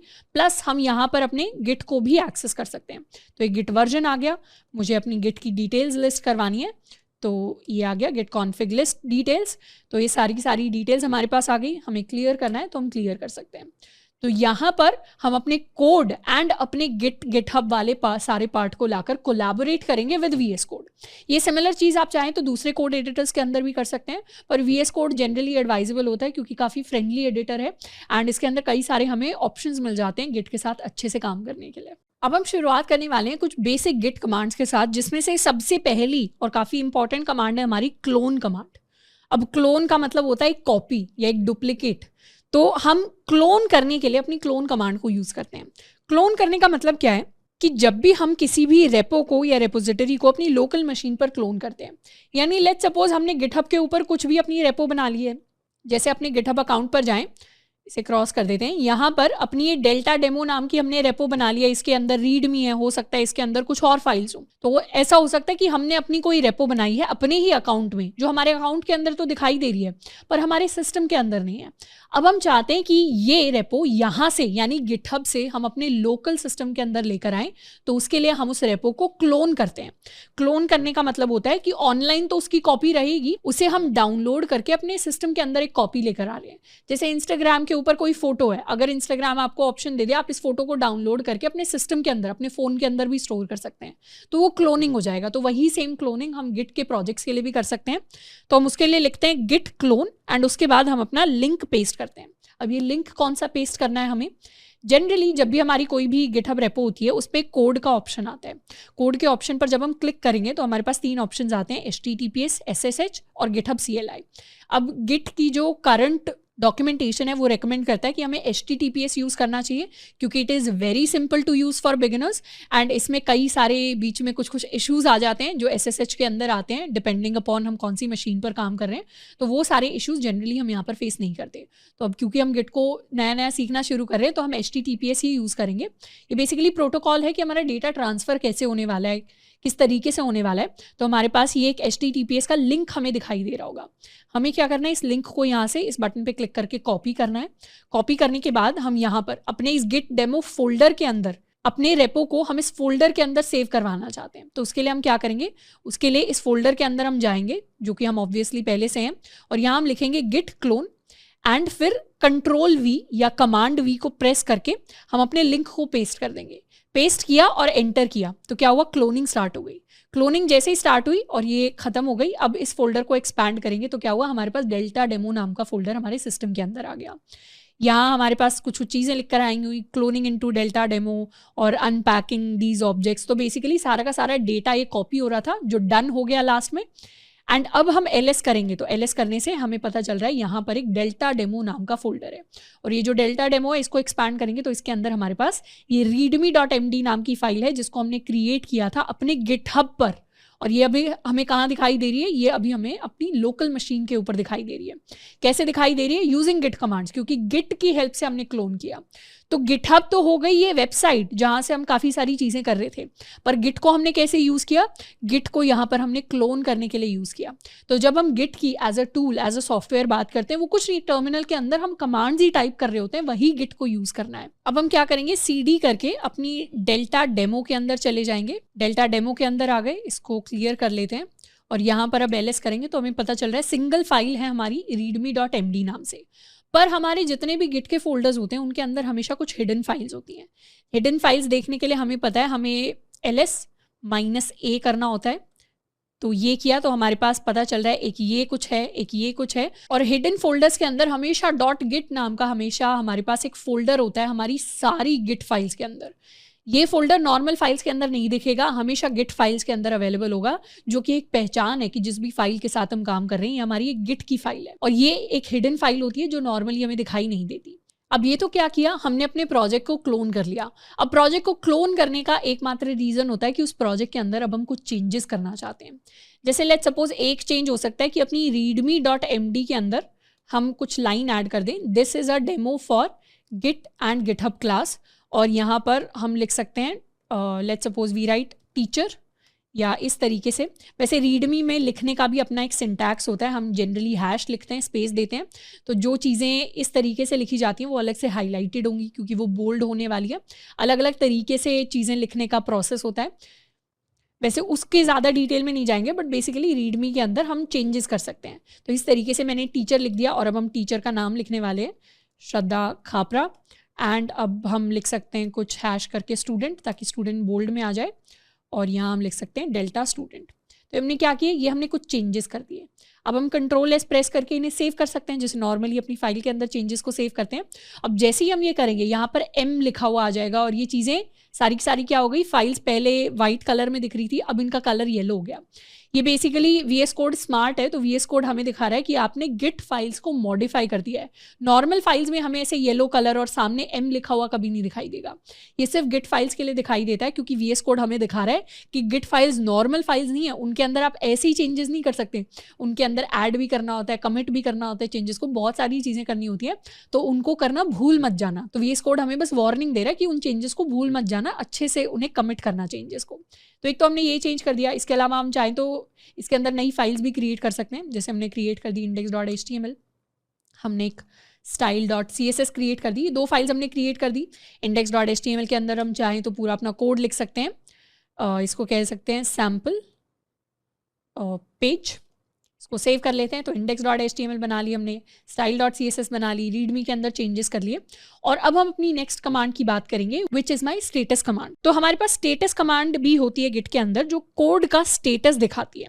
अब कोड का स्टेटस कहने का क्या मतलब है, जब भी हम अपने कोड के अंदर कुछ कुछ चेंजेस करते हैं, हमारे कोड का स्टेटस चेंज होता है। स्टेटस चेंज होने का मतलब है कि जैसे लेट्स सपोज हमारे पास एक लेटर था जिसका हमने एग्जाम्पल लिया था, लेटर के ऊपर हमने ABCD कुछ भी EFGH कुछ भी चीज़ें रैंडम लिख दी। अब हम जब इस लेटर को पैक करेंगे, एनवेलप में डालेंगे एंड उसके बाद उसके ऊपर स्टैम्प लगा देंगे, तो वो एक प्रॉपर स्टैम्प्ड लेटर बन जाएगा। वो एक नॉर्मल लेटर नहीं रहेगा, वो एक स्टैम्प्ड लेटर बन जाएगा, तो उसका स्टेटस चेंज हो जाएगा और फिर हम उसको जाकर पोस्ट कर सकते हैं। तो इस तरीके से लेटर की अपनी एक लाइफ साइकिल होती है। वैसे ही फाइल के स्टेटस की, गिट की जो फाइल होती है उसके स्टेटस की भी अपनी एक लाइफ साइकिल होती है। सबसे पहले हमारी फाइल अनट्रैक्ड होती है। अनट्रैक्ड फाइल का मतलब है कि गिट को नहीं पता कि ये फाइल कौन सी है, इनके अंदर क्या चल रहा है। तो गिट का काम क्या होता है? गिट का काम होता है गिट चेंजेस को ट्रैक करता है, हिस्ट्री को ट्रैक करता है, जो हमने पहले बात की थी कि कोई भी छोटे से छोटा चेंज आएगा गिट उसे ट्रैक करेगा कि इस फाइल के अंदर इस टाइम पे ये चेंज हुआ। पर अनट्रैक्ड फाइल्स वो फाइल्स होती हैं जिनको गिट अभी ट्रैक नहीं कर रहा, गिट को नहीं पता इनके अंदर आप चेंजेस कर देंगे तो उन्हें गिट कहीं भी स्टोर नहीं कर रहा, उन फाइल्स की हिस्ट्री गिट के पास नहीं है अभी। तो अगर हम चाहते हैं गिट उन चीज़ों को भी ट्रैक करे, वो भी गिट का पार्ट बने, तो अनट्रैक्ड फाइल्स को हम ट्रैक करवाते हैं। तो ट्रैक करवाने के लिए हमें उन फाइल्स को ऐड करना होता है। तो जो हमारा 2 स्टेप प्रोसेस था कि पहले ऐड करो फिर कमिट करो, उसमें जो ऐड वाला स्टेप होता है, तो ऐड वाला स्टेप बेसिकली यहाँ पर आता है जब हम अनट्रैक्ड फाइल्स को ट्रैक करवाना चाहते हैं। तो हमने ऐड कर दिया फाइल को, हम फिर उसे ट्रैक करवाते हैं। जैसे ही ट्रैक कराया तो अभी वो कमिटेड फाइल नहीं है, अभी वो अनमॉडिफाइड फाइल है। तो जब भी हम नई फाइल ऐड करते हैं वो पहले अनमॉडिफाइड होती है, फिर उस फाइल के अंदर हमने अगर कुछ चेंजेस कर दिए तो वो मॉडिफाई होगी। अब हमारे पास किसी भी फोल्डर के अंदर, किसी भी रेपो के अंदर 2 तरीके की फाइल्स हो सकती हैं। ये हमारा फोल्डर है, फोल्डर के अंदर 2 तरीके की फाइल है। एक ये फाइल है जो पहले से ही यहाँ पे एग्जिस्ट करती थी, एक ये फाइल है जिसको हमने नया क्रिएट किया। अब जो फाइल पहले से एग्जिस्ट करती थी वो क्या होगी? वो ऑलरेडी ट्रैक्ड फाइल होगी। ट्रैक्ड यानी अभी वो हमारी अनमॉडिफाइड स्टेज पे बैठी हुई है कि पहले से थी और अभी अनमॉडिफाइड है, उसके अंदर हमने कोई चेंज नहीं किया। तो ये नॉर्मल स्टेट है फाइल्स की। नॉर्मल स्टेट क्या है? अनमॉडिफाइड स्टेट हमारी नॉर्मल स्टेट है फाइल की। इसकी फाइल्स जनरली अनमॉडिफाइड होती हैं, उनको हमने चेंज नहीं कर रखा। और कोई अगर हमने नई फाइल क्रिएट कर दी तो वो फाइल शुरुआत में क्या होगी? अनट्रैक्ड होगी। पुरानी फाइल्स ट्रैक्ड है, नई फाइल्स अनट्रैक्ड है। तो अनट्रैक्ड फाइल्स को भी अगर हमें ट्रैक्ड बनाना है तो उसके लिए हम ऐड कर देते हैं फाइल्स को, तो वो भी अनमॉडिफाइड स्टेटस पे आ जाएंगी। अब लेट्स सपोज चाहे हमारी नई फाइल है चाहे पहले से एग्जिस्टिंग वाली फाइल है, उन फाइल्स के अंदर हम कुछ चेंजेस लेकर आते हैं। अब जैसे ही किसी भी चीज़ के अंदर चेंज आ गया वो मॉडिफाइड बन जाएगी। तो जब भी हमने किसी फाइल को मॉडिफाई कर लिया उसके बाद 2 स्टेप प्रोसेस होता है उस मॉडिफिकेशन को, उस चेंज को फाइनल करने का। 2 स्टेप प्रोसेस क्या होता है? सबसे पहले हम अपनी फाइल को स्टेज करते हैं और स्टेज करके फिर उसे वापस अनमॉडिफाइड बनाते हैं कमिट करके। अब ये थोड़ी सी कॉम्प्लेक्स लग रही होगी लाइफ साइकिल, तो अभी के लिए इसका बहुत ज़्यादा डिटेल में नहीं जाएंगे। बेसिक ये समझेंगे कि जब भी फाइल्स नई बनती हैं वो अनट्रैक्ड होती हैं, उन्हें हमें ट्रैक करवाना पड़ता है। और जब भी किसी भी फाइल के अंदर चेंज हो गया, चाहे वो नई फाइल हो चाहे वो पुरानी फाइल हो, उस चेंज को हमें मेमोरी के अंदर कमिट करवाना होता है। तो उसमें भी कई सारे स्टेप्स लगते हैं। तो ये अलग अलग स्टेटस होते हैं हमारे फाइल के और हम इन स्टेटसेस को चेक कर सकते हैं with the help of git. तो एक बार क्या करते हैं, अभी हमारे फोल्डर के अंदर क्या स्टेटस चल रहा है उसको चेक करते हैं। उसके लिए हम लिख सकते हैं गिट स्टेटस। तो गिट स्टेटस ने क्या किया? प्रॉपर एक बड़ा सा ही हमें स्टेटस दे देगा। इस स्टेटस को थोड़ा समझते हैं। यहाँ पर कुछ चीज़ें आ रही है, your branch main is up to date with origin main, इसको इग्नोर कर देते हैं। यहाँ पर लिखा आ रहा है changes not staged for commit, और ये कुछ अनट्रैक्ड फाइल्स हैं। अनट्रैक्ड फाइल्स कौन सी फाइल होती है? नई फाइल्स जिनके बारे में गिट को कुछ नहीं पता। नई फाइल्स कौन सी बनाई हमने? index.html नहीं बनाई, style.css नहीं बनाई। तो ये क्या है? अनट्रैक्ड फाइल्स है। पर कुछ फाइल्स थी जिनको गिट पहले से ही ट्रैक कर रहा था, जैसे हमारी readme.md। तो readme.md क्या है? हमारी मॉडिफाइड फाइल्स है। ये जो है अनट्रैक्ड की लिस्ट में नहीं आई, ये मॉडिफाइड की लिस्ट में आई कि इसका स्टेटस मॉडिफाइड है, क्योंकि हमने readme.md के अंदर कुछ चेंज किया है। तो हमारे 4 स्टेटस होते हैं, कुछ फाइल्स अनट्रैक्ड होंगी, कुछ फाइल्स मॉडिफाइड होंगी। अनमॉडिफाइड जनरली हमें दिखाई नहीं देती क्योंकि उनके अंदर कोई चेंज ही नहीं हुआ, तो कोई खास रीजन नहीं है उस चीज़ का। अब अनमॉडिफाइड हमें अभी दिखाई नहीं दे रही। एंड एक स्टेटस होता है हमारा स्टेज्ड का। तो जब भी हमें फाइल्स का स्टेटस चेक करना हो हम सिंपली गिट स्टेटस लिख सकते हैं और हमारी सारी फाइल्स का स्टेटस हमें दिखाई देने लग जाएगा। अब बात करते हैं कि ये जो चेंजेस आ गए, अब इन चेंजेस को हम फाइनल कैसे करें। हमने नई फाइल्स बना ली अपने प्रोजेक्ट के अंदर, हमने चेंजेस काफ़ी सारे कर दिए, अब इनको कमिट कैसे करना है अपनी मेमोरी के अंदर। तो जब भी हम कमिट करते हैं, कमिट की पहले ही बात की है, कमिट हमारा 2 स्टेप प्रोसेस होता है। पहले हम ऐड करते हैं फिर हम कमिट करते हैं। तो जब हमारे पास शुरुआत में कुछ मॉडिफाइड फाइल्स होती हैं, उन फाइल्स को सबसे पहले जब हम ऐड कर देते हैं तो उनका स्टेटस चेंज होकर हो जाता है स्टेज्ड। स्टेज्ड कहने का मतलब है कि अभी हमने उन्हें स्टेज पर खड़ा कर दिया है। या फिर अगर हमारे पास कोई लेटर था तो लेटर के अंदर अभी क्या किया हमने, लेटर के अंदर मैसेज लिख दिया है, पर उसके ऊपर अभी स्टैम्प नहीं लगा है। स्टेज्ड से जब हम कमिट करते हैं तो फिर स्टेटस चेंज हो जाता है अगेन टू अनमॉडिफाइड, या फिर जो फाइनल चेंज होता है या स्टैम्प लगता है तो फाइनल स्टैम्प हमारा कमिट लगा देता है। तो बेसिकली जब भी हम अपनी रेपो के अंदर कुछ चेंज करते हैं, शुरुआत में पहले हम उस चेंज को ऐड करेंगे, उसके बाद उस चेंज को कमिट करेंगे। जब ऐड करेंगे तो हमारी स्टेट क्या बन जाएगी, स्टेज्ड बन जाएगी, और कमिट कर देंगे तो वो फाइनल स्टैम्प लग जाएगा उस चीज़ के ऊपर, कमिट फाइनल हो जाएगा। अब सबसे पहले बात करते हैं कि ऐड कैसे किया जाता है।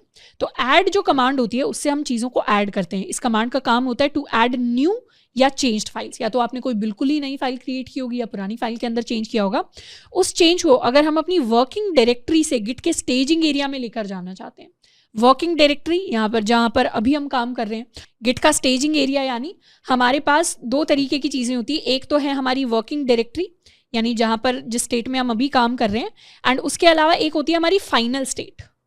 फाइनल स्टेट या इसको कह सकते हैं कमिट हमने चीज़ें कर दी उसके बाद वाली स्टेट। इन दोनों के बीच में आता है एक state which is called the staging area, यानी जहां पर हमने चीज़ों को सिर्फ ऐड किया है। अब ये सिर्फ नाम मात्र के लिए चीज़ें हैं, हमें सिर्फ ये समझना है कि कोई भी चेंज फाइनल करना है तो पहले उसे ऐड करना पड़ेगा, फिर उसे कमिट करना पड़ेगा। तो ऐड करेंगे तो वो बीच वाली स्टेट में आ जाएगा, कमिट कर देंगे तो वो फाइनल स्टेट में आ जाएगा। तो अभी अगर उसे बीच वाली स्टेट में लेकर जाना है तो उसके लिए हम लिखते हैं गिट ऐड और फिर अपनी फाइल का नाम, जिस भी फाइल को हम ऐड करना चाहते हैं।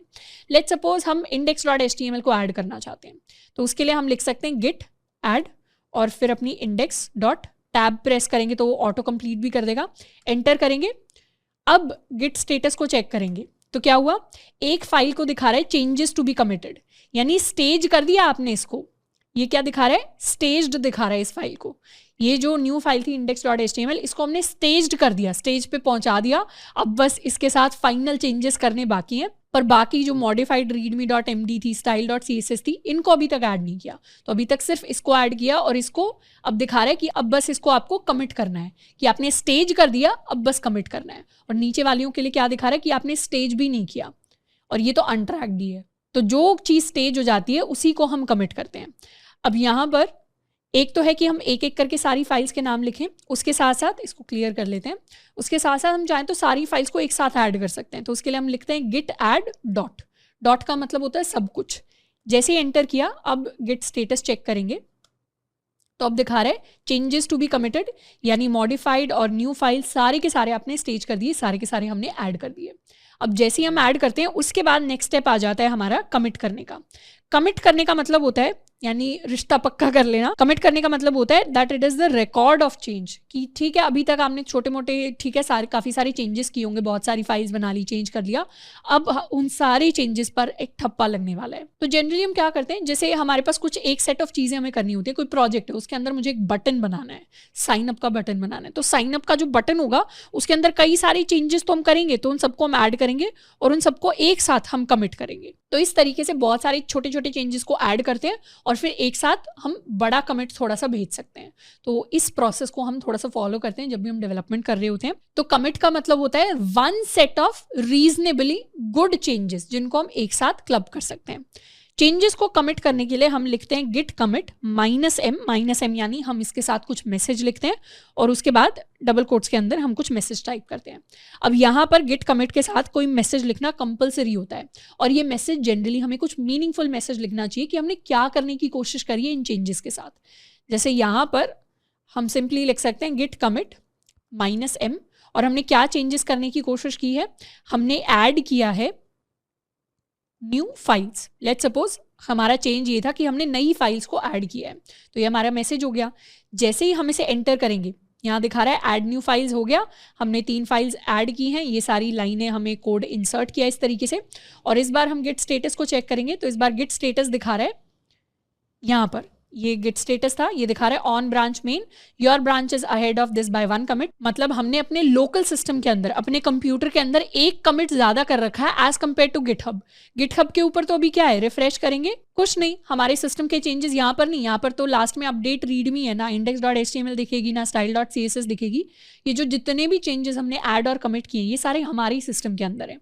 तो वो दिखा रहा है कि अभी आप जो काम कर रहे हो वो एक कमिट आगे है, मतलब गिटहब पे जो कोड है उससे हम आगे हो गए हैं, हमने ज़्यादा काम कर लिया है यहाँ पर।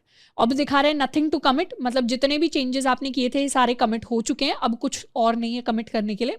और दिखा रहा है वर्किंग ट्री क्लीन, यानी जो आपका वर्किंग ट्री था वो क्लीन है। अब ये ट्री क्यों यहाँ पे लिखा हुआ है वो हम पढ़ेंगे जब हम ब्रांचेस की बात करेंगे आगे और मेन की बात करेंगे, अभी के लिए इसको इग्नोर करना है। और अब हमें दिखाई दे रहा है जो फोल्डर्स हमारे फाइल्स हमारी येलो में दिख रही थी, मॉडिफाइड आ रहा था, वो भी अब नॉर्मल दिख रही है। यानी जितने भी चेंजेस किए थे उनको हमने फाइनली गिट को कह दिया अब इसको याद कर लो। गिट ने क्या किया, उसको याद कर लिया है, उन चेंजेस की फोटो खींच ली है गिट ने। तो अब हमें टेंशन लेने की जरूरत नहीं है, गिट हमारे लिए याद कर लेगा कि हमने क्या क्या चेंजेस किए हैं। अब अगर हम चाहते हैं कि जो चेंजेस हमने यहाँ किए अपने कंप्यूटर के अंदर किए वो हमारे गिटहब के ऊपर भी दिखने चाहिए, तो उसके लिए हम अपनी पुश कमांड को यूज करेंगे। पुश कमांड का काम होता है to upload local repository content to remote repository, यानी लोकल हमारे खुद के सिस्टम में जो चीजें हो रही है अब हम उसे सारी चीजों को गिटहब की रेपो पे भेजना चाहते हैं। तो उसके लिए हम लिख सकते हैं गिट पुश ओरिजिन मेन। यहाँ पर गिट पुश तो हमारी कमांड है, पुश यानी धक्का मार के कमिट्स को अपने गिटहब के ऊपर भेज देना। ओरिजिन हमारी जगह का नाम है, हम ओरिजिन किसे कह रहे हैं, जहां से ये फाइल सारी की सारी चीजें शुरू हुई थी, यानी कहां पर हम भेजना चाह रहे हैं वो हमारा ओरिजिन है। और मेन ये हमारी ब्रांच का नाम है। अब ब्रांच क्या होती है उसके इतना ज्यादा भी डिटेल में नहीं जाएंगे, उसको हम बाद में पढ़ने वाले हैं। तो बेसिकली ओरिजिन के ऊपर जहां से हमने अपना HTTPS लिंक लिया था, इस लिंक से, इस फाइल से इस रेपो पर हम भेजना चाहते हैं और हमारे ओरिजिन के अंदर मेन के अंदर इनको पुश करना चाहते हैं। तो यहां पर हम लिख सकते हैं, क्लियर कर लेते हैं, git push origin main, enter. और जैसे ही एंटर किया, अब यहां पर हो सकता है पहले अगर आपने गिटहब यूज किया हो, गिट यूज किया हो, तो आपका सक्सेसफुली पुश हो जाए। पर मेरे पास क्योंकि मैं फर्स्ट टाइम पुश करने की कोशिश कर रही हूँ, कुछ एरर आ गए। यहाँ पर एक रिमोट में एरर आ रहा है, permission to delta student this denied to Shraddha Khapra. यानी मेरा जो सिस्टम है इंटरनली मेरा दूसरा कोई गिटहब अकाउंट है जिसको यूज कर रहा है, तो अभी उसे पुश परमिशन नहीं है, तो इस परमिशन को, इस रेपोजिटरी की परमिशन नहीं है श्रद्धा खापरा के पास। अब ये एरर इसलिए आ रहा है क्योंकि मेरे सिस्टम के अंदर 2 और गिटहब अकाउंट्स हैं जो ऑलरेडी स्टोर्ड है। एक मेरा पर्सनल है श्रद्धा खापरा नाम से और एक अपना कॉलेज का अकाउंट है। एंड उसके अलावा हम किसी दूसरे अकाउंट की गिट रेपो के अंदर कुछ भी कोड पुश करने की कोशिश कर रहे हैं यूजिंग माई पर्सनल अकाउंट। तो इससे बचने का बेस्ट तरीका ये है कि हम पुराने वाले क्रेडेंशियल्स जो हैं जाकर डिलीट कर सकते हैं। अगर आप भी मल्टीपल अकाउंट्स के साथ काम करते हैं तो विंडोज़ पर हैं तो वहाँ के क्रेडेंशियल्स डिलीट कर दीजिए। हम की चेन एक्सेस को यूज़ कर सकते हैं, जितने भी मैक यूजर्स हैं वहाँ से हमें अपने क्रेडेंशियल्स को डिलीट करना है। अब क्रेडेंशियल्स डिलीट करने के बाद दोबारा से हम अपनी कमांड को रन कर सकते हैं। तो अब हम क्या करेंगे, गिट पुश ओरिजिन मेन, इस चीज़ को दोबारा से एंटर करेंगे। एंटर करेंगे तो हमारे पास ये पॉपअप आएगा। ये पॉपअप इसलिए आ रहा है क्योंकि अब हमने सारे गिटहब के क्रेडेंशियल्स डिलीट कर दिए, तो हमारे VS कोड को पता ही नहीं कि हम कौन से गिटहब अकाउंट पे कोड को पुश करना चाह रहे हैं। तो इसलिए वो हमसे क्रेडेंशियल्स मांग रहा है, तो इसको हम अलाउ कर देंगे। अलाउ कर देंगे तो यहाँ कह रहा है एक बार हम VS कोड को अपने को अपडेट कर लेते हैं। तो basically I had to update my VS code. दोबारा से अपनी कमांड को लिखते हैं। दोबारा से हम अपनी कमांड को लिखने वाले हैं, git push origin main, enter. And अब इसे कर देते हैं अलाउ। अलाउ करेंगे तो हम ऑथराइज कर रहे हैं गिटहब को फॉर VS कोड, ये चीज़ हम कर सकते हैं। एंड ओपन कर लेते हैं अपना विजुअल स्टूडियो कोड। तो इस तरीके से क्या हुआ, इस तरीके से हमने पुश कर दिए अपने ओरिजिन पर। तो हमारा ओरिजिन क्या है, ऑटोमेटिकली सेट हो गया टू आर URL। कौन सा URL, हमारा ये वाला URL। तो ये वाला जो हमारा पेज था, इसको यहाँ से हम चाहें तो क्रॉस कर सकते हैं। अब इसे रिफ्रेश करेंगे। रिफ्रेश किया तो जो चेंजेस हमने यहाँ पर किए थे, जो चेंजेस हमने अपनी readme.md के अंदर किए थे, हमने style.css, index.html जो नई फाइल्स एक्स्ट्रा ऐड की थी, वो सारी की सारी फाइल्स कहाँ पर आ गई, वो सारी की सारी फाइल्स हमारी इस डेल्टा डेमो के अंदर गिटहब के ऊपर हमें दिखाई दे रही है। एंड आप नोटिस करोगे तो जो हमारे कमिट का नाम था ऐड न्यू फाइल्स, वही सेम लेटेस्ट कमिट हमें यहाँ पर दिखाई दे रहा है। तो यहाँ दिख भी रहा है 3 कमिट्स। एंड ये डेल्टा डेमो और हमारी readme.md के अंदर भी काफ़ी सारी चीज़ें हमें दिखाई दे रही हैं। और ये हमारी लैंग्वेजेस इसने ट्रैक कर ली कि आपने 100% अभी तक जितना कोड लिखा है वो HTML रिलेटेड कोड है। तो इस तरीके से हमने क्या किया, अपने जो चेंजेस थे जो लोकल के अंदर हमने किए हुए थे, उसे हमने अपनी गिटहब रेपो के अंदर उन चेंजेस को पुश कर दिया। तो इस तरीके से हमारा गिट पुश काम करता है। यहाँ पर जब भी हम ओरिजिन कहते हैं, ओरिजिन का मतलब वो लोकेशन जहाँ पर हमारी गिटहब की ये रेपो है, एंड मेन का मतलब हमारी ब्रांच होती है। एंड इस तरीके से कुछ हमें मैसेज दिखाई देगा जब हमारा कोड जो है पुश हो जाएगा गिटहब के ऊपर। अब अभी तक हमने क्या किया है, हमने अपनी रेपोजिटरी को क्लोन किया, उसके अंदर चेंजेस किए, चेंजेस को ऐड किया, उन्हें कमिट किया और अपने सारे चेंजेस को हमने गिटहब के ऊपर पुश किया। अब कई बार ऐसा हो सकता है कि हम अपनी जो स्टार्टिंग रेपोजिटरी है, अपना जो प्रोजेक्ट है, उसको फर्स्ट टाइम गिटहब पे ना बना के अपने लोकल सिस्टम पर बना रहे हो। जैसे फॉर एग्जाम्पल हमें कोई नया प्रोजेक्ट बनाना है, इसे हम अपनी गिट डेमो फोल्डर के अंदर बना लेते हैं। यहाँ पर एक और नया हम फोल्डर क्रिएट करेंगे, इसके अंदर नहीं, इनफैक्ट इसे हम कमांड लाइन से भी कर सकते हैं। तो कमांड लाइन टर्मिनल को क्लियर करेंगे, इसको कर देते हैं CD -। तो अभी हम गिट डेमो के अंदर है, इसके अंदर सिंगल फोल्डर है डेल्टा डेमो के नाम से। हम एक और फोल्डर बनाएंगे, फोल्डर बनाने की कमांड हमें ऑलरेडी आती है, मेक डायरेक्टरी, एंड इस डायरेक्टरी को हम नाम देंगे project2। लेट्स सपोज हमारा कोई भी प्रोजेक्ट है जिसको हम बना रहे हैं, तो अब LS करेंगे तो हमारे पास हमारा project2 आ गया, और अब CD करके हम अपने project2 के अंदर जा सकते हैं। क्लियर करेंगे एंड इसको LS किया, तो अभी project2 के अंदर हमारे पास कोई फाइल्स एंड फोल्डर्स नहीं है। अब जब हम project2 के अंदर सारी की सारी हिडन फाइल्स देखेंगे, LS - LA एंटर करेंगे, तो हमारे पास दिखाई दे रहा है यहाँ पर एक डॉट और डॉट है, पर कोई .git नाम की हिडन फाइल नहीं है। यानी ये जो भी project2 है, इसे हमारा गिटहब ट्रैक नहीं कर रहा, गिटहब को नहीं पता कि project2 के चेंजेस को भी उसको ट्रैक करना है क्या। तो बेसिकली हम इस project2 को एक गिटहब रेपोजिटरी में क्रिएट करना चाहते हैं अपने लोकल सिस्टम के अंदर ही। तो उस काम को करने के लिए हम अपनी init कमांड को यूज करते हैं। init कमांड का काम होता है that it is used to create a new GitHub repo. नई गिटहब रेपोजिटरी बनाने के लिए अपने सिस्टम के अंदर हम गिट init करते हैं, और कहाँ पर करते हैं, जिस फोल्डर को हमें बनाना है, जिस रेपोजिटरी को हमें गिट रेपोजिटरी बनाना है, उसी के अंदर जाकर हम गिट init कमांड यूज करते हैं। तो यहाँ पर project2 के अंदर हम ऑलरेडी हैं, हम लिख सकते हैं गिट init एंटर। तो ये क्या हुआ, इनिशियलाइज्ड एम्प्टी गिट रेपोजिटरी। कहाँ पर इनिशियलाइज की, यहाँ पर इनिशियलाइज की .git नाम से। अब हम करेंगे LS - LA, तो हमारे पास कई सारे फोल्डर्स आएंगे और इसमें से एक है .git। यानी अब ये जो रेपो है, यानी ये जो हमारा project2 है, ये गिट रेपो बन गया है। अब इसके अंदर ऐड करना, कमिट करना, पुश करना, चेंजेस को पुल करना, वो सारी चीज़ें अब कर पाना पॉसिबल है। तो इसको कर लेते हैं क्लियर। अब इस project2 के अंदर कुछ चेंजेस हम करने वाले हैं। सबसे पहले तो इसके अंदर एक फाइल क्रिएट कर लेते हैं index.html के नाम से। इसके अंदर सैम्पल कोड डाल देते हैं, इसको लिख देते हैं सैम्पल कोड, सेव। एंड इसके साथ साथ इसके अंदर एक हम readme.md क्रिएट करेंगे, readme.md। ये हमारी readme.md फाइल हो गई। पुरानी अपनी जो फाइल्स हैं डेल्टा डेमो वाली, उनको हटा लेते हैं। तो हमारी जो readme.md है, इसके अंदर हम लिख सकते हैं न्यू प्रोजेक्ट, और this project was created from local system। इसको कर लेते हैं सेव। और अब यहाँ पर गिट स्टेटस चेक करेंगे। जब हम स्टेटस चेक करेंगे, थोड़ा सा बढ़ा लेते हैं अपनी टर्मिनल विंडो को, क्योंकि बहुत सारी बड़ी बड़ी कमांड्स हम लिखने वाले हैं। तो गिट स्टेटस को चेक करेंगे तो स्टेटस हमें दिखा रहा है 2 अनट्रैक्ड फाइल्स हैं, एक है हमारी readme.md, एक है हमारी index.html। दोनों को साथ में हम ऐड कर सकते हैं। गिट ऐड ऑल एंटर किया, और अब गिट स्टेटस चेक किया तो दिखा रहा है चेंजेस टू बी कमिटेड, यानी ये 2 फाइल्स हमें कमिट करनी है। इनको हम कमिट कर सकते हैं गिट कमिट -m, और मैसेज लिख सकते हैं कमिट के साथ। इसको हम कह सकते हैं फर्स्ट कमिट या इनिशियल फाइल्स, या इस तरीके से कुछ भी लिख सकते हैं। फर्स्ट कमिट लिख देते हैं इसे अपना। एंटर किया, कमिट हो गया। एंड अब क्लियर करके एक बार हम दोबारा से गिट स्टेटस चेक करेंगे तो दिखा रहा है ऑन ब्रांच मास्टर। अब कभी हमें ब्रांच मास्टर दिखेगा, कभी कभी ब्रांच मेन दिखेगा। दोनों ये ब्रांचेस क्या होती हैं उनके बारे में बाद में डिटेल में पढ़ेंगे। पर यहाँ पर दिखा रहा है नथिंग टू कमिट, यानी वर्किंग डायरेक्टरी अभी हमारी क्लीन है, सारी चीज़ें हम कमिट कर चुके हैं, सारे चेंजेस हम फाइनल कर चुके हैं। तो अभी तो कि ये सारे के सारे चेंजेस हमने अपने लोकल सिस्टम के अंदर कर लिए। लोकल सिस्टम के अंदर हमने गिट की रेपो बना ली, वहीं पर सारे चेंजेस कर दिए, कमिट कर दिए। अब हम चाहते हैं ये जो रेपो हमने यहाँ पर बनाई, सिस्टम के अंदर बनाई, इसे हम गिटहब पे भी पुश करना चाहते हैं। और इनफैक्ट आपके पास अभी डेल्टा के अंदर कई सारे ऐसे प्रोजेक्ट्स होंगे जो हमने बनाए होंगे, जिनके फोल्डर्स हमारे सिस्टम के अंदर होंगे। अब हम उन्हें गिटहब के ऊपर अगर डालना चाहते हैं तो उसका क्या प्रोसेस होगा, कैसे हम किसी नए फोल्डर को, नई रेपो को अपने गिटहब अकाउंट के ऊपर डाल सकते हैं। तो वो वाला प्रोसेस सीखने के लिए हम बात करेंगे अपने गिट रिमोट ऐड ओरिजिन का। तो अब चाहें तो हम यहाँ पर लिख सकते हैं git push origin main, enter किया तो इस तरीके से हमारे पास कुछ एरर्स आ सकते हैं।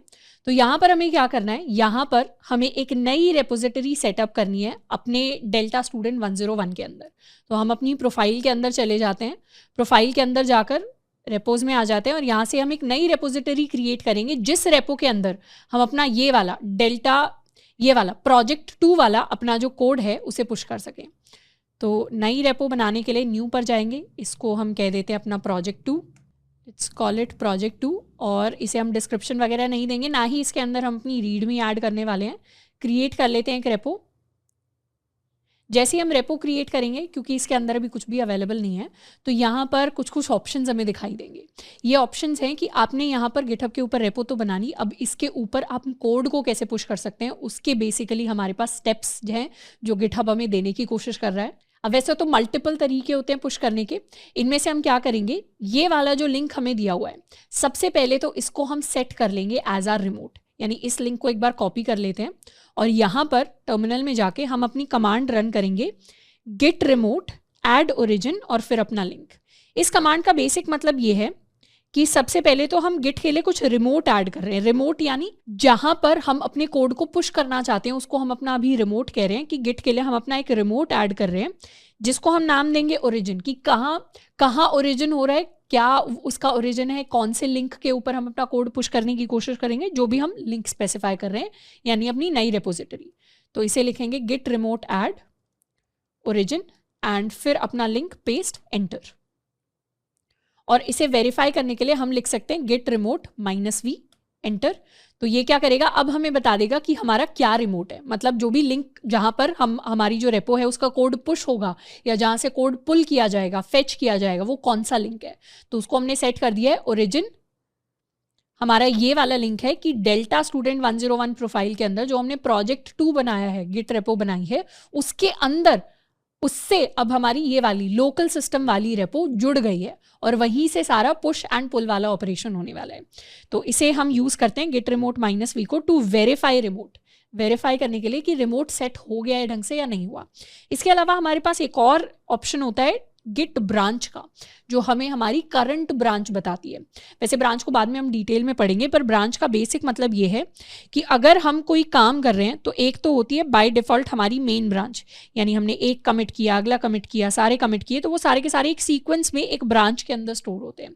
पर कल को हो सकता है कि कोई नया फीचर बिल्ड हो, तो उस फीचर को मेन के अंदर करने की बजाय हम पहले अलग से एक अलग पाथवे के थ्रू करने की कोशिश करें और बाद में उन्हें हम यहाँ पर जोड़ दें अपनी मेन ब्रांच के साथ। तो इस तरीके का हमारा कुछ सिस्टम होता है, इसे अभी हम डिटेल में पढ़ेंगे, पर बेसिकली ब्रांचेज हमारे पास होती हैं।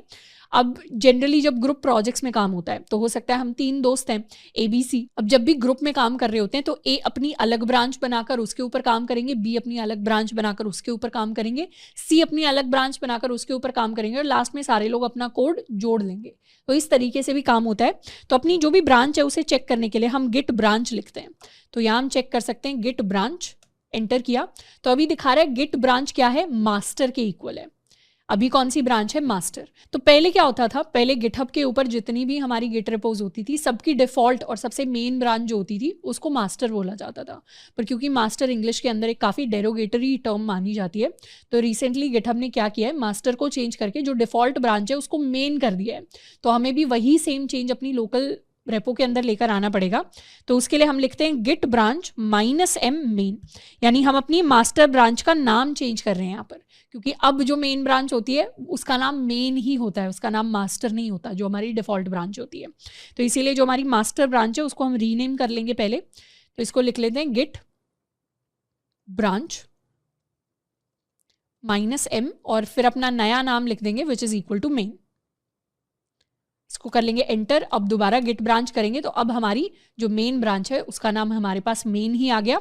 और अब अपने कोड को पुश करने के लिए हम लिख देंगे वही same line git push origin main, यानी जो हमने ओरिजिन सेट किया था, इस लिंक को हम क्या कह रहे हैं, बेसिकली जो हमने लिंक सेट किया था अपनी रेपो का, रिमोट रेपो का, उसको हम ओरिजिन कह रहे हैं। और अब हम कह रहे हैं गिट को पुश कर देना चाहिए हमारे ओरिजिन पर, कौन सी ब्रांच के ऊपर, मेन ब्रांच के ऊपर। तो उसे लिखते हैं git push origin main, enter.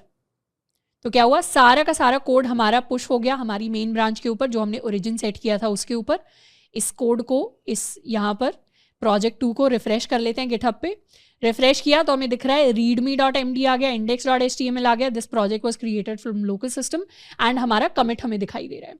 तो इस तरीके से हम जितने भी चेंजेस हमारे पास होते हैं सारे के सारे पुश कर सकते हैं अब अपने मेन पर।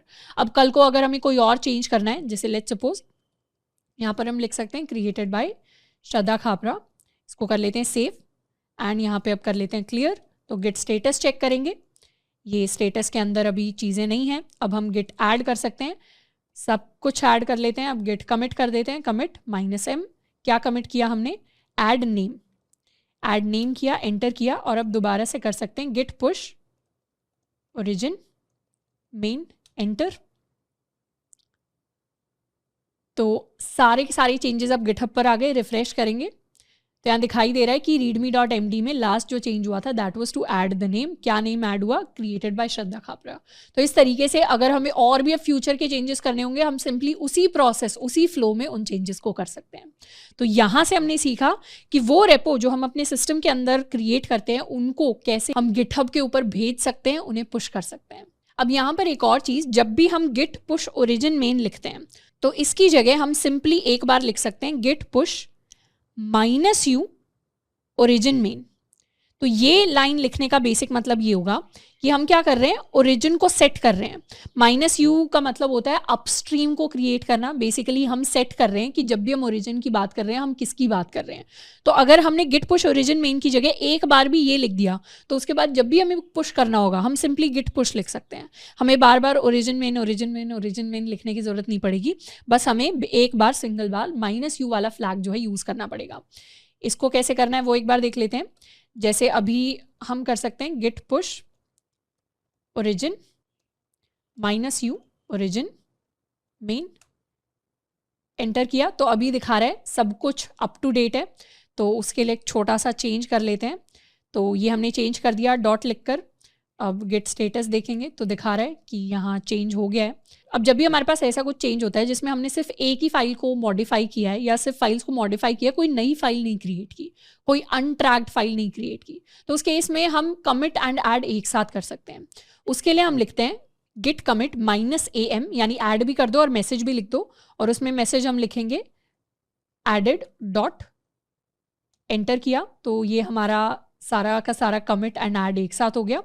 एंड इसके लिए अब हम यूज़ कर सकते हैं गिट पुश। तो सिर्फ गिट पुश किया हमने, इस बार ओरिजिन मेन नहीं लिखा। क्यों? क्योंकि हमने एक बार अपस्ट्रीम को सेट कर दिया था। अब क्या हुआ, अब गिट ने रिकॉग्नाइज कर लिया कि अपस्ट्रीम यानी ऊपर, यानी क्लाउड के ऊपर, यानी गिटहब के ऊपर जो जहाँ पर जिस जगह पर उसे डेटा भेजना है वो हमने ऑलरेडी सेट कर दिया कि यही लिंक है, यही जगह जो ओरिजिन था वही है हमारा ओरिजिन फाइनल। तो उसके लिए अब हमें बार बार ओरिजिन मेन लिखने की जरूरत नहीं है, हम सिर्फ गिट पुश कर सकते हैं। वैसे ही बाद में हमें कमांड पड़ेंगे गिट पुल। तो एक बार हमने अपस्ट्रीम सेट कर दिया तो उसके बाद हमें गिट पुल ओरिजिन मेन लिखने की जरूरत नहीं है, हम सिंपली गिट पुल लिखकर चीज़ों को कर सकते हैं। तो एक शॉर्ट तरीका है चीज़ों को करने का जिसको हम यूटिलाइज कर सकते हैं। रिफ्रेश करेंगे तो यहाँ आ जाएगा हमारा एडेड डॉट लास्ट, जो हमने चेंज किया था वो हमें अब दिखाई देने लग जाएगा। तो अभी तक हमने जो वर्क फ्लो पढ़ा है उसको एक बार समराइज कर लेते हैं। अगर हम गिटहब से काम कर रहे हैं, यानी हम गिटहब के ऊपर कुछ चीज़ें कर रहे हैं, तो सिंपली गिटहब पे हम क्या करते हैं, हम सबसे पहले अपने कोड को लिखते हैं, यानी कुछ भी कोड के अंदर हम अपनी चेंजेस करते हैं और सिंपली जाकर जब भी हम गिटहब को यूज़ कर रहे हैं अपने चेंजेस को डायरेक्टली हम कमिट कर सकते हैं। जबकि अगर हम अपने लोकल सिस्टम पर होते हैं तो लोकल सिस्टम के अंदर अगर हमने कोड के अंदर कुछ चेंजेस किए हैं तो सबसे पहले हमें उन चेंजेस को ऐड करना होता है, उसके बाद हमें उन चेंजेस को कमिट करना होता है एंड उसके बाद हमें उन चेंजेस को पुश करना होता है गिटहब के ऊपर। जब भी हम चेंज को ऐड करते हैं इसे हम कहते हैं स्टेज अ चेंज, और जब भी हम चेंजेस को कमिट करते हैं इसे हम कहते हैं कमिट अ चेंज या कमिट चेंजेस। तो ये हमारी अलग अलग स्टेजेस होती हैं, इसीलिए गिटहब के ऊपर जब भी छोटे मोटे हमारे चेंजेस होते हैं उनको कर पाना ज़्यादा आसान होता है, क्योंकि सिंपली हमें जाके चीज़ों को कमिट करना है। और गिट के अंदर थोड़ा सा लंबा स्टेप रहता है, पर जनरली मैक्सिमम चेंजेस करने के लिए अपनी गिट रिपोज के अंदर हम लोकल गिट को ही यूज़ करते हैं। तो पहला स्टेप ऐड होगा, फिर कमिट होगा, फिर हम जनरली पुश कर देते हैं। अब उसके बाद हो सकता है हमारा, जब हम पुल को सीखेंगे, पुल रिक्वेस्ट को सीखेंगे, तो नेक्स्ट स्टेप होता है कि हम एक PR क्रिएट कर सकते हैं। यहाँ पर भी हमारा नेक्स्ट स्टेप हो सकता है कि हम एक पुल रिक्वेस्ट को क्रिएट कर सकते हैं। पर जनरली अभी तक कोड को ऐड करने का, पुश करने का जो प्रोसेस है गिट एंड लोकल गिट के ऊपर, वो वर्कफ्लो कुछ इस तरीके का दिखाई देता है। अब नेक्स्ट हम बात करने वाले हैं गिट ब्रांचेस के बारे में। तो ब्रांच ऐसी टर्म है जिसको हमने ऑलरेडी देख लिया है। अब हम समझते हैं गिट के अंदर ब्रांचेस का मतलब क्या होता है। ब्रांच का मतलब बेसिकली है कि ये, वैसे तो हम इसे इमेजिन कर रहे हैं कि इस तरीके से बेसिकली हम विजुअलाइजेशन कर रहे हैं हमारे पूरे के पूरे कमिटिंग के प्रोसेस का। लेट्स सपोज हमारे पास ये हमारा कोई स्टार्टिंग प्रोजेक्ट है। इस प्रोजेक्ट के अंदर हमने कोई चीज़ है जिसको कमिट किया, तो ये हमारा कमिट नंबर 1 हो जाएगा। उसके बाद हमने एक और नया कमिट किया, कुछ और नया चेंज किया, कुछ और नया कमिट किया।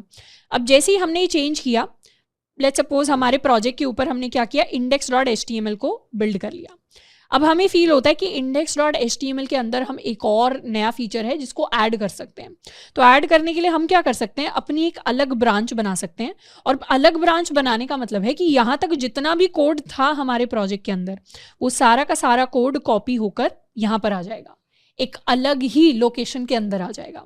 या इसे बेसिकली हम कह सकते हैं कि हमारे पास ऑलरेडी एक फोल्डर था, हमने उस फोल्डर की एक और कॉपी बना ली और उस कॉपी के अंदर अब हम अलग अलग चेंजेस कर सकते हैं।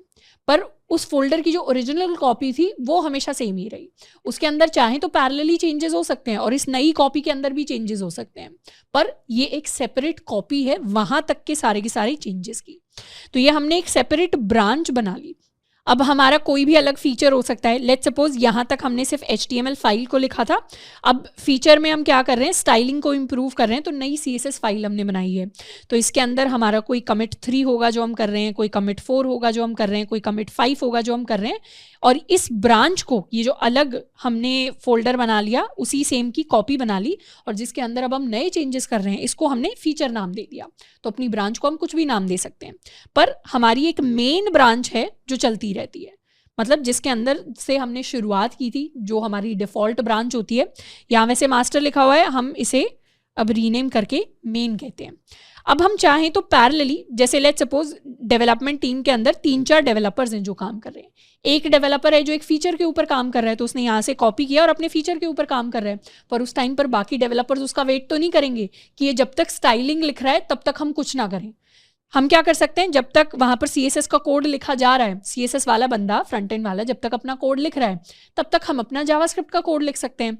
तो जावास्क्रिप्ट का कोड हम इस मेन ब्रांच के अंदर डायरेक्टली लिख सकते हैं कि यहाँ हमने भी अपना 2nd कमिट के बाद 3rd कमिट कर दिया, उसके बाद हमने अपना 4th कमिट कर दिया। तो इस तरीके से एक डेवलपर अपनी ब्रांच पर काम कर सकता है, हम अपनी ब्रांच पर काम कर सकते हैं।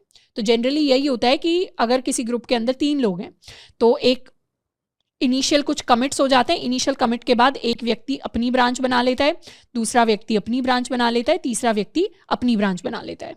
और जब भी हम ब्रांचेस की बात करते हैं तो हमारी जो मेन ब्रांच होती है, ये तो होती है हमारी डिफ़ॉल्ट ब्रांच जो शुरुआत में ही होगी। और जनरली हमारे सारे के सारे प्रोजेक्ट्स के अंदर मेन ब्रांच ही डिफ़ॉल्ट ब्रांच होती है, जिसको कोई एज सच डिलीट नहीं करता। इसके अलावा कभी बड़ी टीम्स अगर होती हैं तो उसके अंदर डेव नाम की एक इम्पॉर्टेंट ब्रांच है जो साथ में बना दी जाती है। तो लेट्स सपोज एक डेवलपर 1 है, एक डेवलपर 2 है, एक डेवलपर 3 है। ये क्या करेंगे, पहले तो अपनी ब्रांच के अंदर चेंजेस करेंगे सारे, उसके बाद इन चेंजेस को ये डेव के अंदर पुश करेंगे, ये भी डेव के अंदर पुश करेंगे, ये भी डेव के अंदर पुश करेंगे। तो जो सीनियर डेवलपर है, तो सीनियर डेवलपर इन सब के कोड को देखेंगे और उसके बाद उन्हें डेव के अंदर मर्ज करेंगे। और सीनियर का भी हो सकता है एक और सीनियर हो, उस सीनियर का काम क्या होगा, इस डेव ब्रांच से लेकर मेन ब्रांच के अंदर अपने कोड को पुश करवाना। तो इस तरीके से पूरी हायरार्की होती है कि कौन कौन सी ब्रांच के अंदर कोड को पुश कर सकता है। इसीलिए ब्रांचिंग बहुत इंपॉर्टेंट है, क्योंकि वो लेवल ऑफ एक्सेस भी डिफाइन करता है कि किस व्यक्ति के पास कौन से फीचर की एक्सेस है। ऐसा नहीं होना कि बैक एंड वाला व्यक्ति आकर फ्रंट एंड वाले कोड के अंदर चेंजेस कर दे, फ्रंट एंड वाला आकर बैक एंड वाले कोड के अंदर चेंजेस कर रहा है। तो इस तरीके से डेवलपमेंट प्रोसेस स्मूथ हो जाए और हायरार्की अच्छे से मेंटेन हो, उसके लिए हम अपनी ब्रांचेस को यूज करते हैं। तो ब्रांचेस को यूज करने का रीजन एक तो कोलैबोरेशन भी है, उसके साथ में ये भी है कि एक व्यक्ति जब अपने चेंजेस पर, किसी फीचर पर या किसी बग को फिक्स करने में टाइम लगा रहा है तो उसमें काफ़ी टाइम लग सकता है। उस टाइम पे दूसरे डेवलपर्स खाली नहीं बैठेंगे, तो वो भी साथ के साथ अपने चेंजेस को करते रहें, तो डेवलपमेंट प्रोसेस स्मूथली हर डायरेक्शन में बढ़ता रहे, उसके लिए हम अपनी ब्रांचेस को यूज़ करते हैं। अब ब्रांचेस को एक और तरीके से हम देख सकते हैं कि लेट्स सपोज हमने अपनी मास्टर ब्रांच के साथ स्टार्ट किया, या इसको अपनी मेन ब्रांच कह लेते हैं। हमने अपनी मेन ब्रांच के साथ स्टार्ट किया, इस पार्ट को हम हाइड कर देते हैं। ये हमारी मेन ब्रांच है जिसके साथ हमने स्टार्ट किया। अब मेन ब्रांच के अंदर हमने शुरुआत में कोई इनिशियल कमिट होगा जो किया होगा। लेट्स सपोज को इनिशियल कमिट के बाद एक हमारे पास बग आ जाता है वेबसाइट में जिसको ठीक करना है, तो एक डेवलपर क्या कर रहा है, उस ब्रांच की कॉपी बनाएगा, एक बग फिक्स नाम की अलग से ब्रांच बनाएंगे और उस बग को फिक्स करने के लिए वो अलग अलग कमिट करेंगे। अब जब तक बग कंप्लीटली फिक्स नहीं हो जाता, प्रॉब्लम कंप्लीटली फिक्स नहीं हो जाती, तब तक उसे मेन के साथ मिक्स नहीं किया जा सकता। तो इसीलिए एक सेपरेट ब्रांच बनेगी बग फिक्स की, जिसमें वो कमिट करेंगे, बग को फिक्स करने की कोशिश करेंगे। उतने टाइम में डेवलपर्स मेन ब्रांच के अंदर और चेंजेस करेंगे। अब यहाँ पर हो सकता है कोई एक फीचर रिक्वेस्ट आ जाए कि कंपनी वाले कह रहे हैं ये और फीचर, एक एक्स्ट्रा बटन ऐड होना चाहिए, तो उसके लिए एक और ब्रांच यहाँ से क्रिएट की जाएगी जिसमें फीचर ऐड हो रहा है।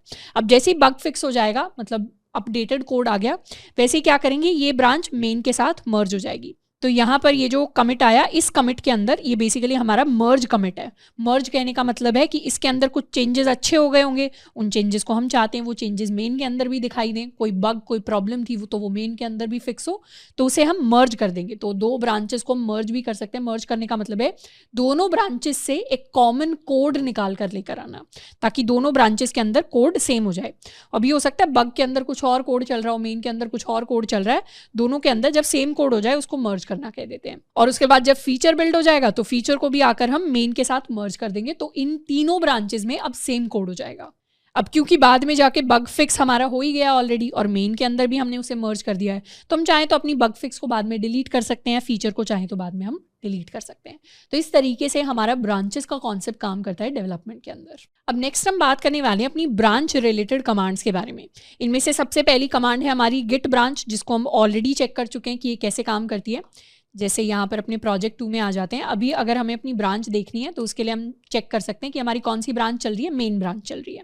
हम चाहें तो अपनी ब्रांच को रीनेम कर सकते हैं, तो हम लिखते हैं गिट ब्रांच -m, और करंट ब्रांच जो है उसको रीनेम करने के लिए हम अपना नया नेम लिखते हैं। तो हमने मास्टर को रीनेम किया था टू दिस मेन ब्रांच। इसके अलावा हमारे पास एक और कमांड होती है गिट चेकआउट।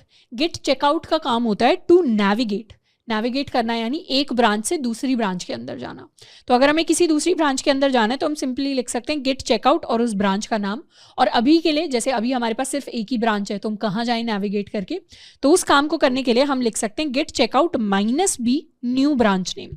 तो ये क्या करेगी, ये कमांड एक नई ब्रांच हमारे लिए क्रिएट कर देगी, जो भी हम नाम देंगे उस नाम के साथ। और जनरली ये जो नाम हम देते हैं, जैसे कमिट का जो मैसेज होता है वो मीनिंगफुल होता है, वैसे ब्रांच के नेम्स भी मीनिंगफुल होते हैं। तो जैसे लेट्स सपोज प्रोजेक्ट 2 के अंदर हमारा फीचर रिक्वेस्ट आती है कि हमें कोई स्टाइलिंग ऐड करनी है, तो उसके लिए हम अपनी एक नई ब्रांच बना सकते हैं गिट चेकआउट -b, और इसको हम कह सकते हैं नया फीचर हमें ऐड करना है, या कुछ और स्टाइलिंग का हो गया, या app.js ऐड करना हो गया, जावास्क्रिप्ट ऐड करना हो गया, तो उसको हम फीचर कह देते हैं यहाँ पे कि हमें फीचर ऐड करना है। एंटर किया, और अब हम चेक कर सकते हैं गिट ब्रांच से कि हमारे पास 2 ब्रांचेज हैं, मेन और फीचर, और ऑटोमेटिकली जब हम गिट चेकआउट करेंगे तो हम अपनी फीचर ब्रांच के अंदर आ गए। हम चाहें तो वापस से मेन ब्रांच में भी जा सकते हैं, गिट चेकआउट मेन। तो अब हम ब्रांच में गए, तो अब हम अपनी मेन ब्रांच के ऊपर हैं, और वापस से हम चाहें तो गिट चेकआउट करके फीचर ब्रांच में भी जा सकते हैं। तो इस तरीके से हम ब्रांचेज में टू एंड फ्रो करते रहते हैं, अलग अलग ब्रांचेस के अंदर जा सकते हैं और उनके कोड को हम चेकआउट कर सकते हैं। अब किसी भी ब्रांच को डिलीट करने के लिए हम लिखते हैं गिट ब्रांच -d और उस ब्रांच का नाम। तो जैसे लेट्स सपोज हम एक और ब्रांच बना लेते हैं गिट चेकआउट -b, एंड इसको कह देते हैं टेस्ट अगर हम कर रहे हैं तो दोबारा से सारी ब्रांचेस देखते हैं, ये हमारी टेस्ट ब्रांच है। अब अगर हमें इस ब्रांच को डिलीट करना है तो उसके लिए हम लिख सकते हैं गिट ब्रांच -d एंड उसके बाद टेस्ट, एंटर। तो क्या हुआ, test can not delete branch checkout, यानी अभी जिस ब्रांच के अंदर है उसको नहीं डिलीट कर सकते। तो पहले तो इससे चेकआउट कर लेते हैं। तो गिट चेकआउट, हम अपने मेन के अंदर आ जाते हैं, मेन के अंदर आ गए, तो अब हम अपनी मेन ब्रांच के अंदर हैं। तो अब दोबारा से डिलीट कमांड को एंटर करेंगे तो इसने डिलीट कर दिया ब्रांच, और अब हम गिट ब्रांच करेंगे तो हमारे पास 2 ही ब्रांचेज आएंगी, एक हमारी फीचर ब्रांच एंड एक हमारी मेन ब्रांच। तो अब यहाँ से अपनी फीचर के अंदर आ जाते हैं और कुछ फीचर को ऐड करने की कोशिश करते हैं। तो गेट चेकआउट फीचर के अंदर आ गए, इसको कर लेते हैं क्लियर। तो अभी हम अपनी फीचर ब्रांच के ऊपर हैं, तो इसके अंदर हम कुछ चेंजेस करना चाहते हैं। जैसे प्रोजेक्ट 2 के अंदर हम अपना कोई नया फीचर ऐप ऐड कर देंगे, लेट्स सपोज अपनी app.js फाइल के अंदर। तो यहाँ पर ऐड न्यू फीचर, कुछ नया फीचर हमने ऐड कर दिया है, इसको ऐड कर देते हैं। और अब हम गिट स्टेटस देखेंगे तो ये दिखा रहा है कि आपने एक नई अनट्रैक्ड फाइल ऐड की है। तो इसको चाहें तो हम कमिट कर सकते हैं, गिट ऐड कर लेते हैं पहले से, और फिर कर लेते हैं git commit -m add new feature. ये हमारा कमिट हो गया। अब गिट स्टेटस चेक करेंगे, गेट स्टेटस के अंदर दिखा रहा है ऑन ब्रांच फीचर, कि हम फीचर ब्रांच के ऊपर हैं, अभी कुछ एक्स्ट्रा नहीं है कमिट करने के लिए। वर्किंग ट्री क्लीन, तो ये जो ट्री शब्द आ रहा है ये इसलिए आ रहा है क्योंकि ट्री होती है, ट्री की अलग अलग ब्रांचेज होती हैं, तो वहाँ से हमारा एक ट्री स्ट्रक्चर फॉर्म होता है जब भी हम मल्टीपल ब्रांचेस को यूज़ करते हैं इन गिट। तो तो इसको एक बार क्लियर कर लेते हैं। तो अभी हम अपनी फीचर ब्रांच के अंदर सारी की सारी चीज़ें हमारी ठीक चल रही हैं। हम चाहें तो अब अपनी मेन ब्रांच के अंदर जा सकते हैं। गिट चेकआउट मेन हमने किया। अब मेन हमने किया तो अब हम अपनी मेन ब्रांच के ऊपर आ गए। मेन ब्रांच के ऊपर आ गए। अब यहाँ से हम अपने कोड को पुश कर सकते हैं, यानी गिटहब के ऊपर अपने कोड को भेज सकते हैं। तो भेजने के लिए हम लिख सकते हैं गिट पुश, एंटर किया तो everything up to date. Everything up to date यहाँ पे क्यों दिखा रहा है? एवरीथिंग अप टू डेट इसलिए दिखा रहा है क्योंकि हमारा कोड जब हम पुश कर रहे हैं मेन ब्रांच से तो सिर्फ मेन ब्रांच वाला कोड पुश हो रहा है, फीचर वाला पुश नहीं हो रहा। और अब दोबारा से गिट चेकआउट फीचर अगर हम करेंगे तो अब हम कर सकते हैं गिट पुश, एंटर किया तो पुश के लिए दिखा रहा है the current branch feature has no upstream branch, यानी इसके लिए अभी हमने कोई अपस्ट्रीम ब्रांच नहीं सेट की, हमें उसे सेट करना पड़ेगा। तो ये जो कमांड हमें दी हुई है git push set upstream origin feature, इसको हमें रन करना पड़ेगा। गिट पुश सेट, मतलब शॉर्ट फॉर्म हम इसलिए यूज़ नहीं कर सकते क्योंकि अपस्ट्रीम हमने सेट ही नहीं किया, अपस्ट्रीम ओरिजिन फीचर। तो अब हम ओरिजिन के अंदर फीचर नाम की ब्रांच के अंदर पुश करना चाहते हैं। एंटर किया तो अब क्या हुआ, हमारे लिए ओरिजिन वाली ब्रांच क्रिएट हुई एंड वो पुश हो गई। तो ये अपस्ट्रीम सेट करना फॉर अ न्यू ब्रांच ज़रूरी है। अब रिफ्रेश करेंगे, रिफ्रेश किया तो प्रोजेक्ट 2 के अंदर क्या आया, यहाँ पर दिखा रहा है कुछ चीज़ें दिखा रहा है, पर यहाँ पर ये चीज़ दिखा रहा है कि एक मेन ब्रांच थी हमारे पास डिफ़ॉल्ट और अब हमारे पास एक फीचर ब्रांच भी आ गई। मेन के अंदर लास्ट कमिट हमारा एडेड डॉट था, पर फीचर ब्रांच के अंदर क्या है लास्ट कमिट? फीचर ब्रांच के अंदर अभी अभी कमिट हुआ है ऐड न्यू फीचर, यानी हमारी जो app.js है ये हमें फीचर ब्रांच के अंदर दिख रही है। और यहाँ दिखाई दे रहा है this branch is 1 commit ahead of main, यानी मेन में जो चल रहा था फीचर ब्रांच ने क्या किया, उसके आगे एक और कमिट जोड़ दिया। तो अब फीचर ब्रांच के अंदर ज़्यादा कोड है as compare to our main branch. तो यहाँ से ब्रांचेस का कॉन्सेप्ट हम देख सकते हैं, अपनी ब्रांचेस को चेक कर सकते हैं और ब्रांचेस को सेट करने के लिए हमने अपनी इस कमांड को यूज़ किया है। एक बार इसे क्लियर कर लेते हैं, इसको कर लेते हैं क्लियर। अब लेट्स सपोज फीचर के अंदर तो हमने नया फीचर बिल्ड कर दिया, हमने app.js कर ली। अब इस फीचर को अगर हम मेन के साथ जोड़ना चाहते हैं तो वो कैसे करें? तो मेन के साथ जोड़ने के लिए अपने फीचर को हम अपनी पुल रिक्वेस्ट को यूज़ करते हैं। तो नेक्स्ट हम बात करेंगे कि हम अपने कोड को कैसे मर्ज करते हैं, यानी एक ब्रांच के अंदर तो चेंज कर दिया, अब उसे अपनी दूसरी ब्रांच के साथ कैसे मर्ज करें। अब इसके 2 तरीके हैं। एक तो है कि हम गिट को यूज़ करके चीज़ें मर्ज कर सकते हैं, उसके लिए हम गिट डिफ और गिट मर्ज 2 कमांड्स को यूज़ करते हैं। गिट डिफ का काम होता है कि अगर हम गिट डिफ और ब्रांच का नाम लिख देते हैं तो ये काम करता है किन्हीं भी 2 ब्रांचेस को कंपेयर करने का, पर जनरली गिट डिफ कमिट्स को भी कंपेयर कर सकता है, फाइल्स को भी कंपेयर कर सकता है, पर हम इसे ब्रांचेस को कंपेयर करने के लिए यूज़ करेंगे। यानी हम देख सकते हैं कि एक ब्रांच दूसरी ब्रांच से कितनी आगे या कितनी पीछे है। जैसे लेट्स सपोज अभी हम कौन सी ब्रांच पे हैं, अभी हम फीचर ब्रांच पे हैं, मुझे फीचर को मेन के साथ कंपेयर करना है, तो हम लिख सकते हैं गिट डिफ मेन। तो ये दिखा देगा कि क्या क्या चेंजेस है, मतलब हमने ऐड न्यू फीचर, ये एक नया चेंज किया अपनी फीचर ब्रांच के सामने, और हमारी जो फीचर ब्रांच है उसके अंदर अभी हमने ये एक्स्ट्रा चेंजेस किए हैं जो हमारी मेन से अलग हैं। तो ये डिफरेंसेस दिख गए। एंड उसके बाद हम लिख सकते हैं गिट मर्ज और अपनी ब्रांच का नाम, 2 ब्रांचेस को मर्ज करने के लिए। तो यहाँ पर हम सिंपली लिख सकते हैं गिट मर्ज मेन। तो एक तो ये तरीका है कि यहाँ हम गिट मर्ज मेन लिख दें अपनी 2 ब्रांचेस को मर्ज करने के लिए, और दूसरा तरीका है थोड़ा सा और स्ट्रेट फॉरवर्ड तरीका, using a pull request. Pull request को शॉर्ट में हम PR भी कहते हैं। PR का काम होता है कोड्स को मर्ज करवाना। तो अगर हम 2 ब्रांचेस को मर्ज करना चाहते हैं तो उसके लिए हमारे पास गिटहब क्या करता है, ऑटोमेटिकली ये कंपेयर एंड पुल रिक्वेस्ट का बटन दिखा देगा। जैसे ही हमने किसी ब्रांच के अंदर नया कोड पुश किया, जैसे feature has recent pushes 1 minute ago, तो उसके लिए उसने दिखा दिया क्या आप इन पुशेस को पुल रिक्वेस्ट क्रिएट करके मर्ज करना चाहते हो अपनी दूसरी ब्रांच में। तो पुल रिक्वेस्ट की अगर बात करें तो it lets you tell others about changes you have pushed to a branch in a repo on GitHub. यानी पुल रिक्वेस्ट हमें वो एबिलिटी देती है, हमें वो शक्ति देती है कि हम दूसरे लोगों को बता पाएँ, अगर प्रोजेक्ट के अंदर बहुत सारे लोग काम कर रहे हैं तो हम उनको बता पाएँ कि हमने कौन कौन से चेंजेस अपनी ब्रांच के अंदर पुश किए हैं। तो इस पर जब हम क्लिक करेंगे कंपेयर एंड पुल रिक्वेस्ट पर, तो इस तरीके का पेज हमें दिखाई देगा, और यहाँ पे क्लियरली पता चल रहा है कि हम एक पुल रिक्वेस्ट स्टार्ट करने की या ओपन करने की कोशिश कर रहे हैं, और उस पुल रिक्वेस्ट में हम क्या चीज़ मर्ज करने की कोशिश कर रहे हैं, उसमें हम फीचर ब्रांच को मेन ब्रांच के साथ मर्ज करने की कोशिश कर रहे हैं। तो ये एरो क्या कर रहा है, फीचर से मेन की तरफ जा रहा है, तो मतलब फीचर के जो चेंजेस हैं उनको हम मेन के अंदर डालने की, मेन के अंदर मर्ज करने की कोशिश कर रहे हैं।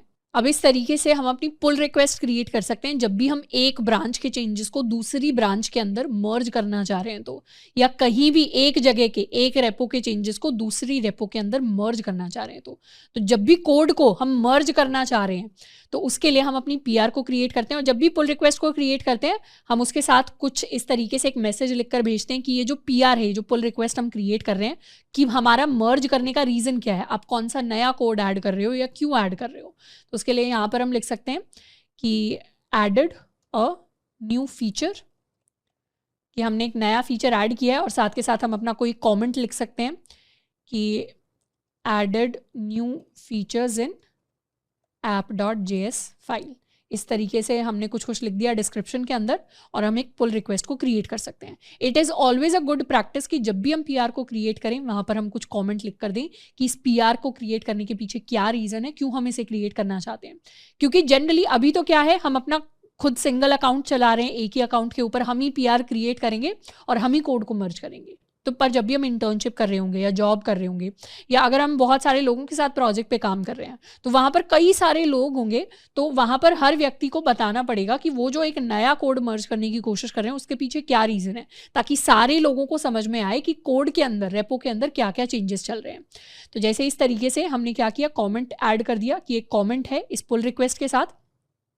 तो ऊपर पुल रिक्वेस्ट वाले टैब में हमारी एक नई पुल रिक्वेस्ट आ गई, add a new feature, and उसके अंदर हो सकता है कोई और व्यक्ति आकर एक और कोई नया कमेंट ऐड कर दे, या जनरली ऐसा होता है जो जूनियर डेवलपर्स होते हैं वो अपनी पुल रिक्वेस्ट क्रिएट करते हैं, फिर सीनियर डेवलपर्स पुल रिक्वेस्ट को रिव्यू करते हैं और देखते हैं कि क्या क्या कोड चेंजेस दिए गए हैं। अगर उन्हें कुछ गलत लगता है उस कोड के अंदर तो वो वहाँ पर कमेंट करते हैं कि पहले इस कोड को ठीक करो, उसके बाद पीआर क्रिएट करना, या उसके बाद पीआर मर्ज होगी। फिर हम कोड को दोबारा ठीक करते हैं, नए चेंजेस करते हैं, नए कमिट्स करते हैं और पीआर को अपडेट करते हैं, एंड उसके बाद हमारी पीआर मर्ज होती है। तो इस तरीके से हम चाहें तो और कमेंट्स लिख सकते हैं, हम चाहें तो दूसरों के कमेंट्स हमें इसी पैनल के अंदर दिखाई देंगे, और कभी भी हमें अपनी पुल रिक्वेस्ट को देखना है तो हम इस पुल रिक्वेस्ट वाले टैब पर जा सकते हैं। अब हम डायरेक्टली क्या कर सकते हैं, गिटहब दिखा रहा है this branch is no conflicts with the base branch. Conflict कहने का मतलब है कि कॉन्फ्लिक्ट्स तब आते हैं, तब निकलते हैं जब क्या हुआ कि जब मेन ब्रांच के अंदर भी सेम फाइल में सेम जगह चेंज हो गया और आपकी ब्रांच के अंदर भी सेम फाइल में सेम जगह चेंज हो गया, तो गिटहब को फिर समझ नहीं आता कि कौन सा चेंज लेना है, इसके वाला लेना है या इस वाली ब्रांच वाला लेना है, तो तब कॉन्फ्लिक्ट्स आते हैं। पर हमने तो यहाँ पर बिल्कुल ही नई फाइल बनाई है तो कोई कॉन्फ्लिक्ट नहीं आया, कोई टेंशन नहीं हुई, तो हम सीधा मर्ज कर सकते हैं पुल रिक्वेस्ट को। जनरली जब हम ग्रुप्स में काम करते हैं तो हम ही पुल रिक्वेस्ट क्रिएट करते हैं और कोई और उसे मर्ज करता है, पर यहाँ पर क्योंकि हमारी ही रेपो है तो हम ही से मर्ज कर सकते हैं। जैसे ही मर्ज करेंगे यहाँ पर हमसे पूछेगा क्या इसे मर्ज कर दे, तो मर्ज करना खुद में एक कमिट होता है। जब भी हम पीआर को मर्ज करते हैं तो ये मर्ज करना भी अपने आप में एक कमिट होता है। क्यों? क्योंकि यहाँ पर भी एक चेंज हो रहा है, कोड के अंदर कुछ चेंज हो रहा है, अगर नया कोड उसके अंदर मर्ज हो रहा है तो यहाँ पर इस कमिट का नाम हो जाएगा merge pull request 1 from this branch, और यहाँ पर इसके मैसेज आ जाएगा ऐड अ न्यू फीचर, इसको कर देंगे कंफर्म मर्ज, एंड ये क्या हुआ, pull request successfully merged and closed. यानी पुल रिक्वेस्ट ओपन थी, ओपन करने का मतलब अभी वो चीज़ चल रही है, कंप्लीट नहीं हुई है, पर वो कंप्लीट हो गई एंड वो ऑटोमेटिकली क्लोज हो गई। अब चाहे तो क्लोज होने के बाद हम अपनी फीचर ब्रांच को डिलीट भी कर सकते हैं, क्योंकि अब फीचर ब्रांच का कोई काम नहीं है। कोड में जाएंगे और इस बार यहाँ पर आ रहा है मेन में देखेंगे तो मेन में अब जो app.js है ऐड न्यू फीचर, ये हमें दिखाई दे रही है। लास्ट कमिट क्या आ रहा है, लास्ट कमिट ये वाला कमिट हमारे पास आ रहा है। हम फीचर के अंदर जाएंगे, फीचर के अंदर भी सेम चीज़ें हमें दिखाई दे रही होंगी, तो फीचर हो गया ये, एंड मेन ब्रांच हमारी ये वाली ब्रांच हो गई। अब हम चाहें तो अपनी फीचर ब्रांच को डिलीट भी कर सकते हैं। तो यहाँ पर तो क्या हुआ, मेन के अंदर app.js आ गई, सारी चीज़ें आ गई। अब अगर हम अपने लोकल सिस्टम के अंदर जाएं, यानी VS कोड के अंदर जाएं, तो यहाँ पर एक बार इसे क्लियर कर लेते हैं। हमें पता है कि हमारी app.js कहाँ पर है, हमारी app.js हमारी फीचर ब्रांच के अंदर है, तो अभी हम फीचर ब्रांच में app.js हमें दिखाई दे रही है। अब लेट्स सपोज हम गिट चेकआउट करते हैं मेन ब्रांच के अंदर। जैसे ही हम मेन ब्रांच के अंदर गिट चेकआउट करेंगे, क्या हो गया, app.js क्रॉस होकर हमें दिखाई दे रही है और यहाँ से हट गई, लेफ्ट से हट गई, मतलब मेन ब्रांच के अंदर अभी भी app.js आई नहीं है, क्योंकि हमने मर्ज कहाँ पर किया, हमने मर्ज किया गिटहब के ऊपर, और हम चेंजेस कहाँ देखना चाह रहे हैं, हम अपने लोकल सिस्टम में चेंजेस देखना चाह रहे हैं। तो गिटहब पर जो चीज़ हो गई, अब उसे वापस हम अपने लोकल सिस्टम में कैसे लेकर आएँ, तो वापस उन चेंजेस को लाने के लिए हम अपनी पुल कमांड का यूज़ करते हैं। तो अब हम सीखने वाले हैं, जैसे हमने पुश किया था, पुश से क्या होता है, लोकल से हम गिटहब के ऊपर जाते हैं, और पुल से क्या होता है, गिटहब से हम लोकल में चेंजेस लेकर आते हैं। तो किसी भी चेंज को पुल करने के लिए, यानी अपने मेन के चेंजेस को पुल करने के लिए हम लिख सकते हैं गिट पुल ओरिजिन मेन, यानी हमारा जो ओरिजिन था वहां से मेन ब्रांच के अंदर के सारे चेंजेस को पुल कर लो। तो जो हमारी पुल कमांड होती है उसका काम होता है to fetch and download content from a remote repository. Remote यानी जो इंटरनेट के ऊपर गिटहब वाली रेपो है वहां से सारे चेंजेस को डाउनलोड करता है और इमीडिएटली अपडेट करता है हमारी लोकल रेपो को टू मैच दैट कंटेंट। तो यहाँ हम कर सकते हैं गिट पुल ओरिजिन मेन, एंटर, और जैसे ही ओरिजिन से हमने चेंजेस फेच किए तो यहाँ आ रहा है एक फाइल चेंज हो गई, कौन सी फाइल, app.js। तो अब app.js हमें हमारी मेन ब्रांच के अंदर दिखाई देनी स्टार्ट हो गई है और उसके चेंजेस भी हमें दिखाई देने स्टार्ट हो गए हैं। तो ये तो हो गया बिल्कुल स्ट्रेट फॉरवर्ड चीज़ कि हमने नई फाइल ऐड कर दी, हमने नए चेंजेस ऐड कर दिए, उनको हमने पुश भी कर लिया, उनको हमने पुल भी कर लिया। पर कई बार हमारे पास कॉन्फ्लिक्ट्स आते हैं, मर्ज कॉन्फ्लिक्ट्स, जिनकी हमने पहले बात की थी। मर्ज कॉन्फ्लिक्ट्स की अगर बात करें तो मर्ज कॉन्फ्लिक्ट कहने का मतलब है an event that takes place when git is unable to automatically resolve differences in code between two commits. यानी हमारी एक ब्रांच है, उसके अंदर हमने सेम फाइल के अंदर एक जगह चेंज कर दिया और दूसरी ब्रांच के अंदर भी उसी सेम फाइल में सेम जगह हमने चेंज कर दिया, तो गिट को समझ नहीं आएगा कि कौन से वाला चेंज लेना है। तो वो क्या हो जाएगा, कॉन्फ्लिक्ट अराइज हो जाएगा। वो मर्ज करने की कोशिश करेगा पर कॉन्फ्लिक्ट आ जाएगा। तो ऐसे कॉन्फ्लिक्ट्स को हमें जाकर सॉल्व करना होता है मैन्युअली। अब अभी तो हमारे पास कई सारी सिंपल सिचुएशन थी, मर्ज कॉन्फ्लिक्ट नहीं आया, तो अब हम ऐसी सिचुएशन क्रिएट करेंगे जिसमें हमारे पास आए मर्ज कॉन्फ्लिक्ट। उसके लिए हम क्या करेंगे, सेम लाइन के अंदर सेम चेंज करेंगे। जैसे हम अभी कहाँ पर हैं, अभी हम अपनी मेन ब्रांच पर हैं। मेन ब्रांच के अंदर app.js में हम क्या करेंगे, हम लिख देंगे ऐड न्यू फीचर, और फीचर में लेट्स सपोज मेन के अंदर हमने फीचर में एक बटन ऐड किया है, तो हमने बटन ऐड कर दिया। अब इस फीचर को हम ऐड कर लेते हैं और इसे हम कमिट कर लेते हैं, commit minus add new button. तो हमने एक बटन ऐड कर दिया। अभी वैसे पूरा बटन दिखाया नहीं जा रहा, बट जनरली हम अपना पूरा का पूरा कोड लिख सकते हैं। अब स्टेटस चेक करेंगे तो स्टेटस में क्या दिखा रहा है, मेन ब्रांच दिखा रहा है 1 commit ahead of the remote branch. Main branch को दिखा रहा है कि एक कमिट एक्स्ट्रा आ गया मेन के अंदर। अब यहाँ से चेकआउट कर लेते हैं अपनी फीचर ब्रांच पर, अपनी फीचर ब्रांच में आ जाते हैं, क्लियर कर लेते हैं इसे एंड गिट ब्रांच करते हैं। अभी हम अपनी फीचर ब्रांच में हैं, फीचर ब्रांच में तो app.js में वही दिखा रहा है ऐड न्यू फीचर। अब ऐड न्यू फीचर की जगह हम यहाँ पर ऐड करते हैं फॉर्म। फीचर में हमने एक फॉर्म ऐड कर दिया, तो फीचर वाली ब्रांच फॉर्म ऐड कर रही है, मेन वाली ब्रांच बटन ऐड कर रही है। इसमें गिट कंफ्यूज हो जाएगा कि आपको फॉर्म चाहिए या आपको बटन चाहिए। यहाँ पर हम क्या करेंगे, इस चेंज को भी ऐड कर देंगे, git commit -m add new form, enter किया और इसका स्टेटस देख लेते हैं। ये भी अब अपनी जो गिटहब वाली से है उससे एक कमिट आगे आ गई। अब दोनों ब्रांचेस के अंदर हमने चेंज कर दिया, एक फीचर के अंदर कर दिया और एक हमने मेन के अंदर कर दिया। अब गिटहब से पुल रिक्वेस्ट क्रिएट करने की बजाय हम क्या करेंगे, लोकल सिस्टम से अपने कोड को मर्ज करने की कोशिश करेंगे। लोकल सिस्टम से मर्ज करने के लिए सबसे पहले तो आ जाते हैं अपनी मेन ब्रांच पे, गिट चेकआउट मेन, या चेकआउट करने से पहले हम लिख देते हैं गिट डिफरेंस मेन, यानी हम अपनी फीचर ब्रांच को कंपेयर कर रहे हैं अपनी मेन ब्रांच के साथ।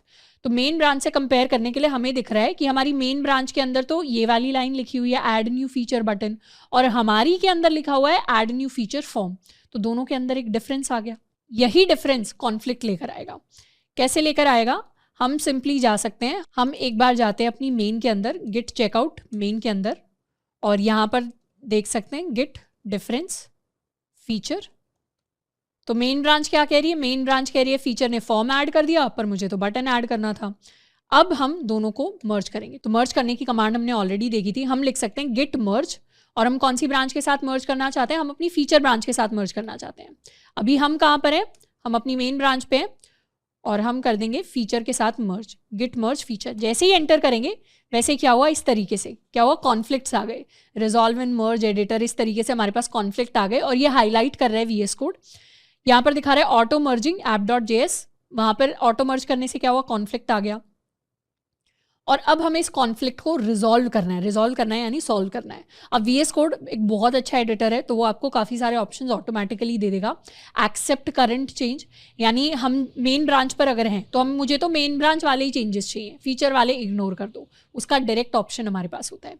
एक्सेप्ट इनकमिंग चेंज, यानी फीचर वाले चेंजेस लेने हमें, मेन वाले इग्नोर कर दो, उसका भी डायरेक्ट ऑप्शन होता है।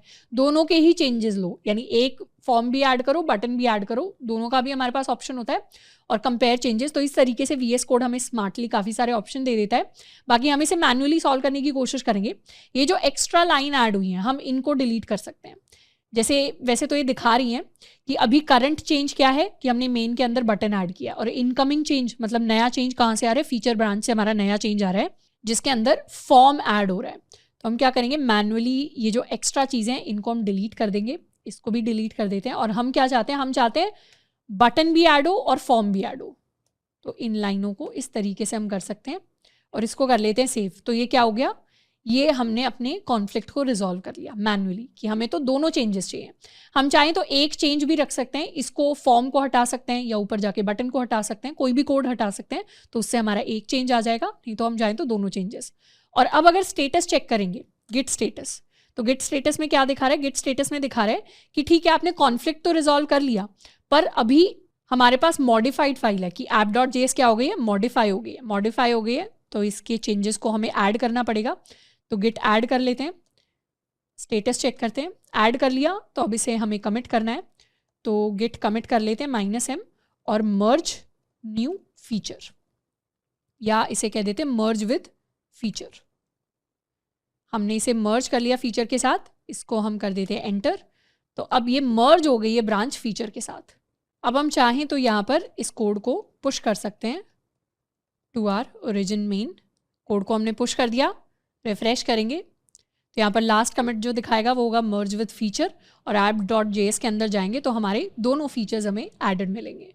तो इस तरीके से हम अपने फीचर्स को भी ऐड कर सकते हैं। तो इस तरीके से हम अपनी ब्रांचेस को मर्ज करते हैं और उसके अंदर हम अपनी मर्ज कॉन्फ्लिक्ट्स को रिजॉल्व कर सकते हैं। अब नेक्स्ट हम बात करने वाले हैं एक और इंपॉर्टेंट चीज़ की, which is to fix our mistakes. अब जैसे हम अपने लेक्चर के अंदर सीख रहे हैं कि गिट एंड गिटहब को यूज़ कैसे करना है, ज़रूरी नहीं है ज़िंदगी हमेशा उतनी स्मूथ चलती रहे। कई बार गिटहब के अंदर हम कई सारी कॉम्प्लेक्स प्रॉब्लम्स में फंस जाते हैं, तो उन सिचुएशंस को, उन मिस्टेक्स को हम फिक्स कैसे कर सकते हैं। इनमें से हम जनरल प्रॉब्लम्स की बात करेंगे, जिसमें से सबसे पहली मिस्टेक हो सकती है कि हमने कोई ऐसे चेंजेस स्टेज कर दिए, यानी चेंजेस को बस ऐड कर दिया, कमिट नहीं किया, सिर्फ स्टेज किया, तो मतलब ऐड किया चेंजेस को जो हमें चाहिए ही नहीं, अननेसेसरी चेंजेस को हमने ऐड कर दिया। तो हम उन्हें अनऐड कैसे कर सकते हैं, तो अनऐड करने के लिए हम अपनी गिट रीसेट कमांड का यूज़ करते हैं। जैसे हमारा ये प्रोजेक्ट है और अभी हम अपनी मेन ब्रांच के ऊपर है। मेन ब्रांच के ऊपर हमने क्या कर दिया, हमने गलती से कुछ नया चेंज ऐड कर दिया, इसको हम कह देते हैं मिस्टेक। लेट्स सपोज हमने मिस्टेक ऐड कर दिया। अब इसको हम ऐड कर देते हैं गिट, पहले तो स्टेटस देख लेते हैं, गिट स्टेटस में ये दिखा रहा है। अब गिट ऐड कर लेते हैं। अब गिट स्टेटस देखेंगे तो हमारी जो चेंज है, जो मिस्टेक है, वो ऐड हो गई। अब हम चाहते हैं इस मिस्टेक को हटाना, तो उस मिस्टेक को हटाने के लिए हम गिट रीसेट कर सकते हैं। तो जब हमें किसी सिंगल फाइल के अंदर मिस्टेक को रीसेट करना है, मतलब उसी का चेंज हटाना है, तो हम सिंपली लिख सकते हैं गिट रीसेट और अपनी फाइल का नाम। और जब हमें सारी फाइल्स के लास्ट अभी जो रीसेंट चेंज किया था, ऐड किया था, उसको हटाना है, तो उसके लिए हम सिंपली गिट रीसेट कर सकते हैं। तो यहाँ पर हम दोनों में से कुछ भी यूज़ कर सकते हैं। Let's suppose if we write git reset कि app.js के अंदर जो चेंज किया था उसको रीसेट कर दो, एंटर किया। और अब अगर स्टेटस देखेंगे तो स्टेटस में अब दोबारा से मॉडिफाइड आ गया। तो हमने अपने स्टेज जो चेंज को रीसेट कर दिया। दूसरा चेंज हमारे पास हो सकता है कि अगर हमने गलती से कुछ ऐसा कमिट कर दिया चेंज जो हमें नहीं करना था, जो गलत था। जैसे लेट्स सपोज ये हमारी मिस्टेक है, इसी मिस्टेक को हम ऐड भी कर दें और कमिट भी कर दें। तो इसके लिए शॉर्ट में लिख सकते हैं गिट कमिट -am और कमिट मैसेज लिख देते हैं कि इसको कह देते हैं कमिट मिस्टेक, कि मैंने कोई मिस्टेक कमिट कर दी। एंटर कर दिया, क्लियर कर लेते हैं, गिट स्टेटस देख लेते हैं। तो क्या हुआ, हमने सारी की सारी मिस्टेक्स कमिट कर दी हैं, there is nothing more to commit. पर अभी हमें इस कमिट को रीसेट करना है। तो रीसेट करने के लिए हम लिखते हैं गिट रीसेट और फिर हम लिखते हैं हेड। यहाँ पर हेड का मतलब होता है हमारा लास्ट कमिट, यानी ये पॉइंट करता है, ये एक पॉइंटर है जो पॉइंट करता है हमारे लास्ट कमिट को। तो हेड पॉइंटर हम लिखते हैं, उसके बाद लिखते हैं टिल्ड और 1।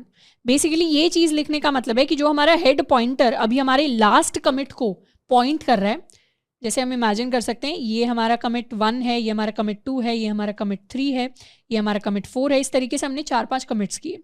अब हमारा जो हेड है वो हमारा हेड अभी यहाँ पर है।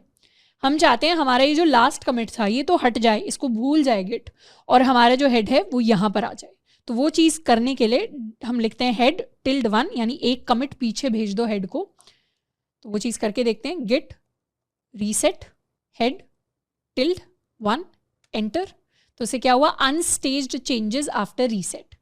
तो अब स्टेटस देखेंगे तो स्टेटस में कमिटेड नहीं दिखा रहा, स्टेटस में दिखा रहा है मॉडिफाइड, यानी कमिट भी हट गया और हमारा ऐड भी हट गया। तो मतलब ये कुछ मिस्टेक है जो रह गई है, अब हम चाहें तो इसे डिलीट कर सकते हैं। तो इस तरीके से हम अंडू करते हैं अपने कमिटेड चेंजेस को। अब कई बार हो सकता है कि हमें सिर्फ एक कमिट को अंडू नहीं करना, हमें बहुत सारे कमिट्स को अंडू करना है। जैसे लेट्स सपोज हमने 4 कमिट्स कर दिए, पर हमें तो इस स्टेज पे वापस जाना है, हमें तो सेकंड वाले कमिट पे वापस लेकर जाना है, हमें ये लास्ट वाले 2 अननेसेसरी कमिट्स चाहिए ही नहीं। अगर ये हमें नहीं चाहिए तो उसके लिए हम कमिट हैश का यूज़ करते हैं। अब कभी भी जाकर किसी भी ब्रांच के अंदर हम लिख सकते हैं गिट लॉग। गिट लॉग से क्या होगा, हमारे सारे के सारे कमिट्स की इन्फॉर्मेशन आ जाएगी।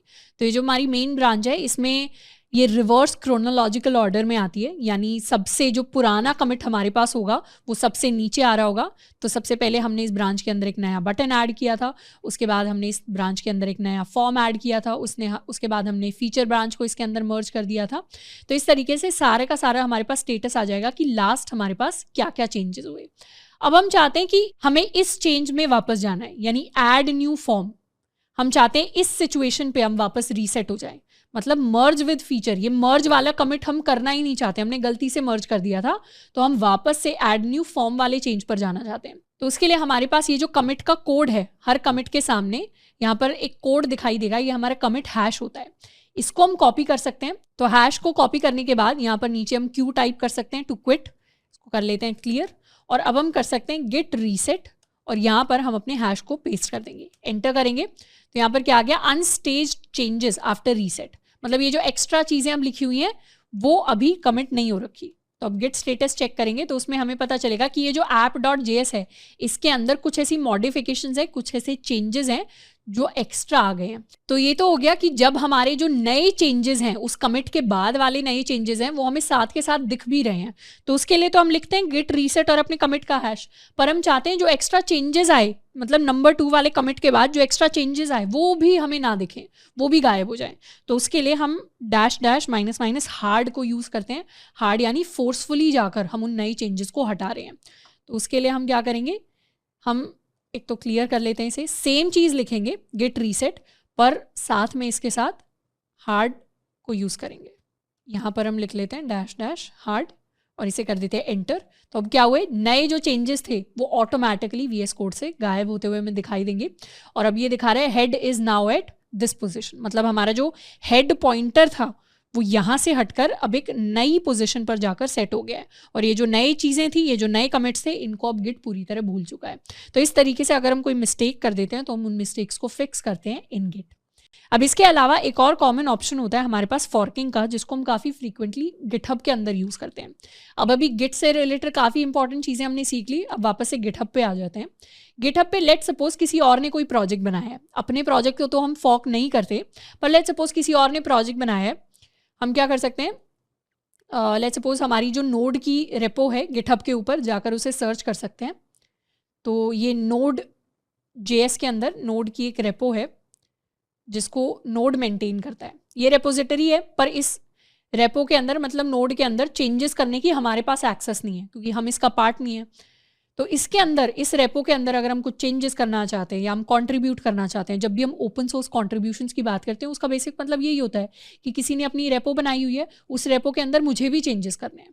तो वो चेंजेस करने के लिए हम डायरेक्टली जाकर, इसे अपनी रेपो तो है नहीं, यहाँ पर ऐसा नहीं है कि हमें एडिट ऑप्शन दिखाई देगा readme.md में, हमें एडिट ऑप्शन दिखाई नहीं देगा क्योंकि इस रेपो को हमने नहीं बनाया। तो उसके लिए हम फॉर्क करते हैं रेपोज को। फॉर्क करने का मतलब होता है अपनी एक कॉपी बना लेना। तो वो हम फॉर्क पर क्लिक करेंगे। फॉर्क पर क्लिक करने से हम अपने अकाउंट के अंदर एक नई रेपो बनाएंगे, उसी सेम नाम से बना सकते हैं, डिफरेंट नाम से बना सकते हैं नेम, और उसके अंदर हम अपना सेम पूरा का पूरा कोड जो नोड वाले उस रेपो के अंदर था अपने अकाउंट पर लेकर आना चाहते हैं।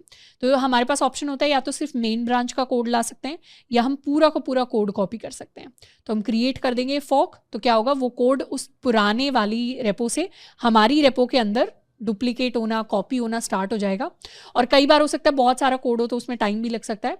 तो अब डेल्टा स्टूडेंट 101 के अंदर हमारे पास एक नई रेपोजिटरी बन गई नोड नाम से, जिसके अंदर वो पूरा का पूरा कोड हमारे पास आ गया, ये सारा का सारा कोड। और अब हमें readme.md में एडिट का ऑप्शन दिख रहा है। अब लेट्स सपोज हमें कुछ चेंजेस करने हैं इसके अंदर, हम यहाँ पर लिखना चाहते हैं एडिटेड, कुछ एडिट कर दिया हमने, कुछ भी एडिट हो सकता है, एडिटेड बाय श्रद्धा। इसको हम चाहें तो अब कमिट कर सकते हैं, चेंज को कमिट कर दिया, अपडेट कर दिया रीडमी को।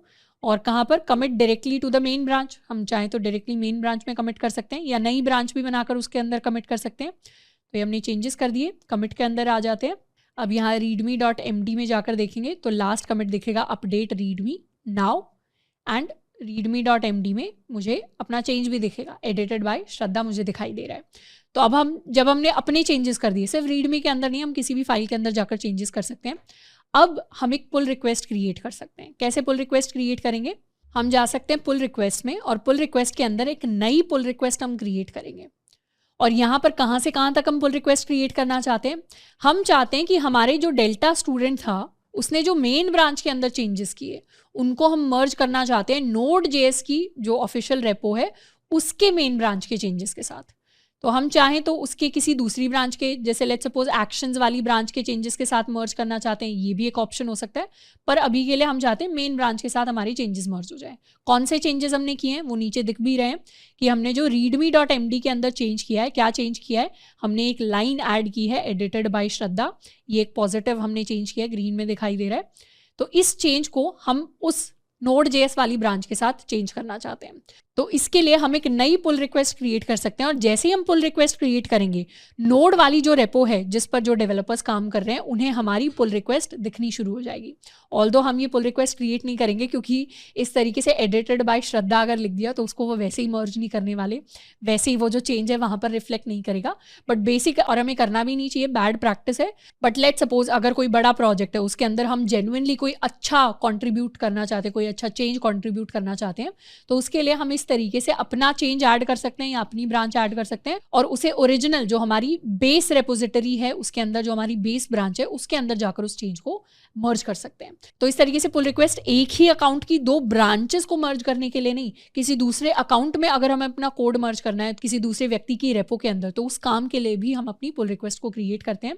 तो पुल रिक्वेस्ट को क्रिएट करने के लिए हमें सबसे पहले वो जो हमारा चेंज होता है, अपनी प्रोफाइल के अंदर आ जाते हैं, रेपोजिटरीज में अब हमें नोड दिखाई दे रही है। तो बेसिकली फॉर्क से शुरुआत होती है कि हम कोड को फॉर्क कर सकते हैं, अपनी खुद की एक क्लोन बना सकते हैं, अपने खुद का कोई डुप्लीकेट बना सकते हैं। तो एक बार फॉर्क को रिवाइज भी कर लेते हैं। Fork is a new repository that shares code and visibility settings with the original upstream repository. तो फॉर्क को हम कह सकते हैं कि एक रफ कॉपी के जैसी होती है जिसके ऊपर हम अपने चेंजेस कर सकते हैं, और उसके बाद जाके हमारी जो फेयर कॉपी होती है, फाइनल जो कॉपी होती है, उसके अंदर जाके हम फाइनल चेंजेस कर सकते हैं यूजिंग पुल रिक्वेस्ट, यूजिंग मर्ज। तो इस तरीके से गिटहब के अंदर हमने काफ़ी सारी चीज़ें सीख ली हैं जिनको हम डे टू डे बेसिस पर अब यूज़ करना स्टार्ट कर सकते हैं। सबसे पहला होमवर्क टास्क जो मैं आपको दूंगी वो यही होगा कि जितने भी प्रोजेक्ट्स हमने डेल्टा से बनाए हैं उन प्रोजेक्ट्स को क्या करना है, उन प्रोजेक्ट्स को अपने गिटहब के ऊपर जाकर आपको अपलोड करना है। एंड अब से जैसे ही हम नए नए प्रोजेक्ट्स के ऊपर काम करेंगे, कोशिश करनी है कि हम गिट को भी यूज़ करना स्टार्ट करें। अब उसके साथ साथ हम क्या करने वाले, गिटहब पे जो अपना कॉलेज अकाउंट है जिसके ऊपर डेल्टा के कुछ पहले से आपने फाइल्स डाउनलोड करके ही देखे होंगे, वहां पर हम एक नई रेपोजिटरी क्रिएट करेंगे अपना कॉलेज डेल्टा प्रोजेक्ट्स के नाम से। उन प्रोजेक्ट्स के अंदर आप खुद से अपना जो नए प्रोजेक्ट्स हैं जो आप खुद से बनाते हैं, जो डेल्टा का पार्ट नहीं है, जिनको आपने एज अ होमवर्क प्रॉब्लम या खुद से नई APIs को यूज़ करते हुए या कुछ और टेक्नोलॉजीज़ को यूज़ करते हुए खुद से वेब डेवलपमेंट बेस्ड जो आप प्रोजेक्ट्स बना रहे हैं, जिनके ऊपर आप काम कर रहे हैं, तो उन प्रोजेक्ट्स को आप डिस्प्ले करने के लिए, अपने दूसरे क्लासमेट्स को दिखाने के लिए उस रेपो के अंदर जाकर मर्ज कर सकते हैं। वहाँ पर आपको क्या करना है, उस प्रोजेक्ट्स वाली रेपो को फॉर्क करना है, फॉर्क करके उसमें अपने चेंजेस ऐड करने हैं, अपने चेंजेस ऐड करके एक नई पुल रिक्वेस्ट क्रिएट करनी है और उस पुल रिक्वेस्ट को फिर मर्ज कर लिया जाएगा उस डेल्टा प्रोजेक्ट्स वाली नई रेपो के साथ। तो ये भी चीज़ आपके लिए एज अ होमवर्क प्रॉब्लम रहेगी। आई होप गिट गिटहब को पढ़ने में हमें काफ़ी ज़्यादा मज़ा आया होगा। एंड अब नेक्स्ट हम शुरुआत करेंगे अपने बैक एंड के साथ।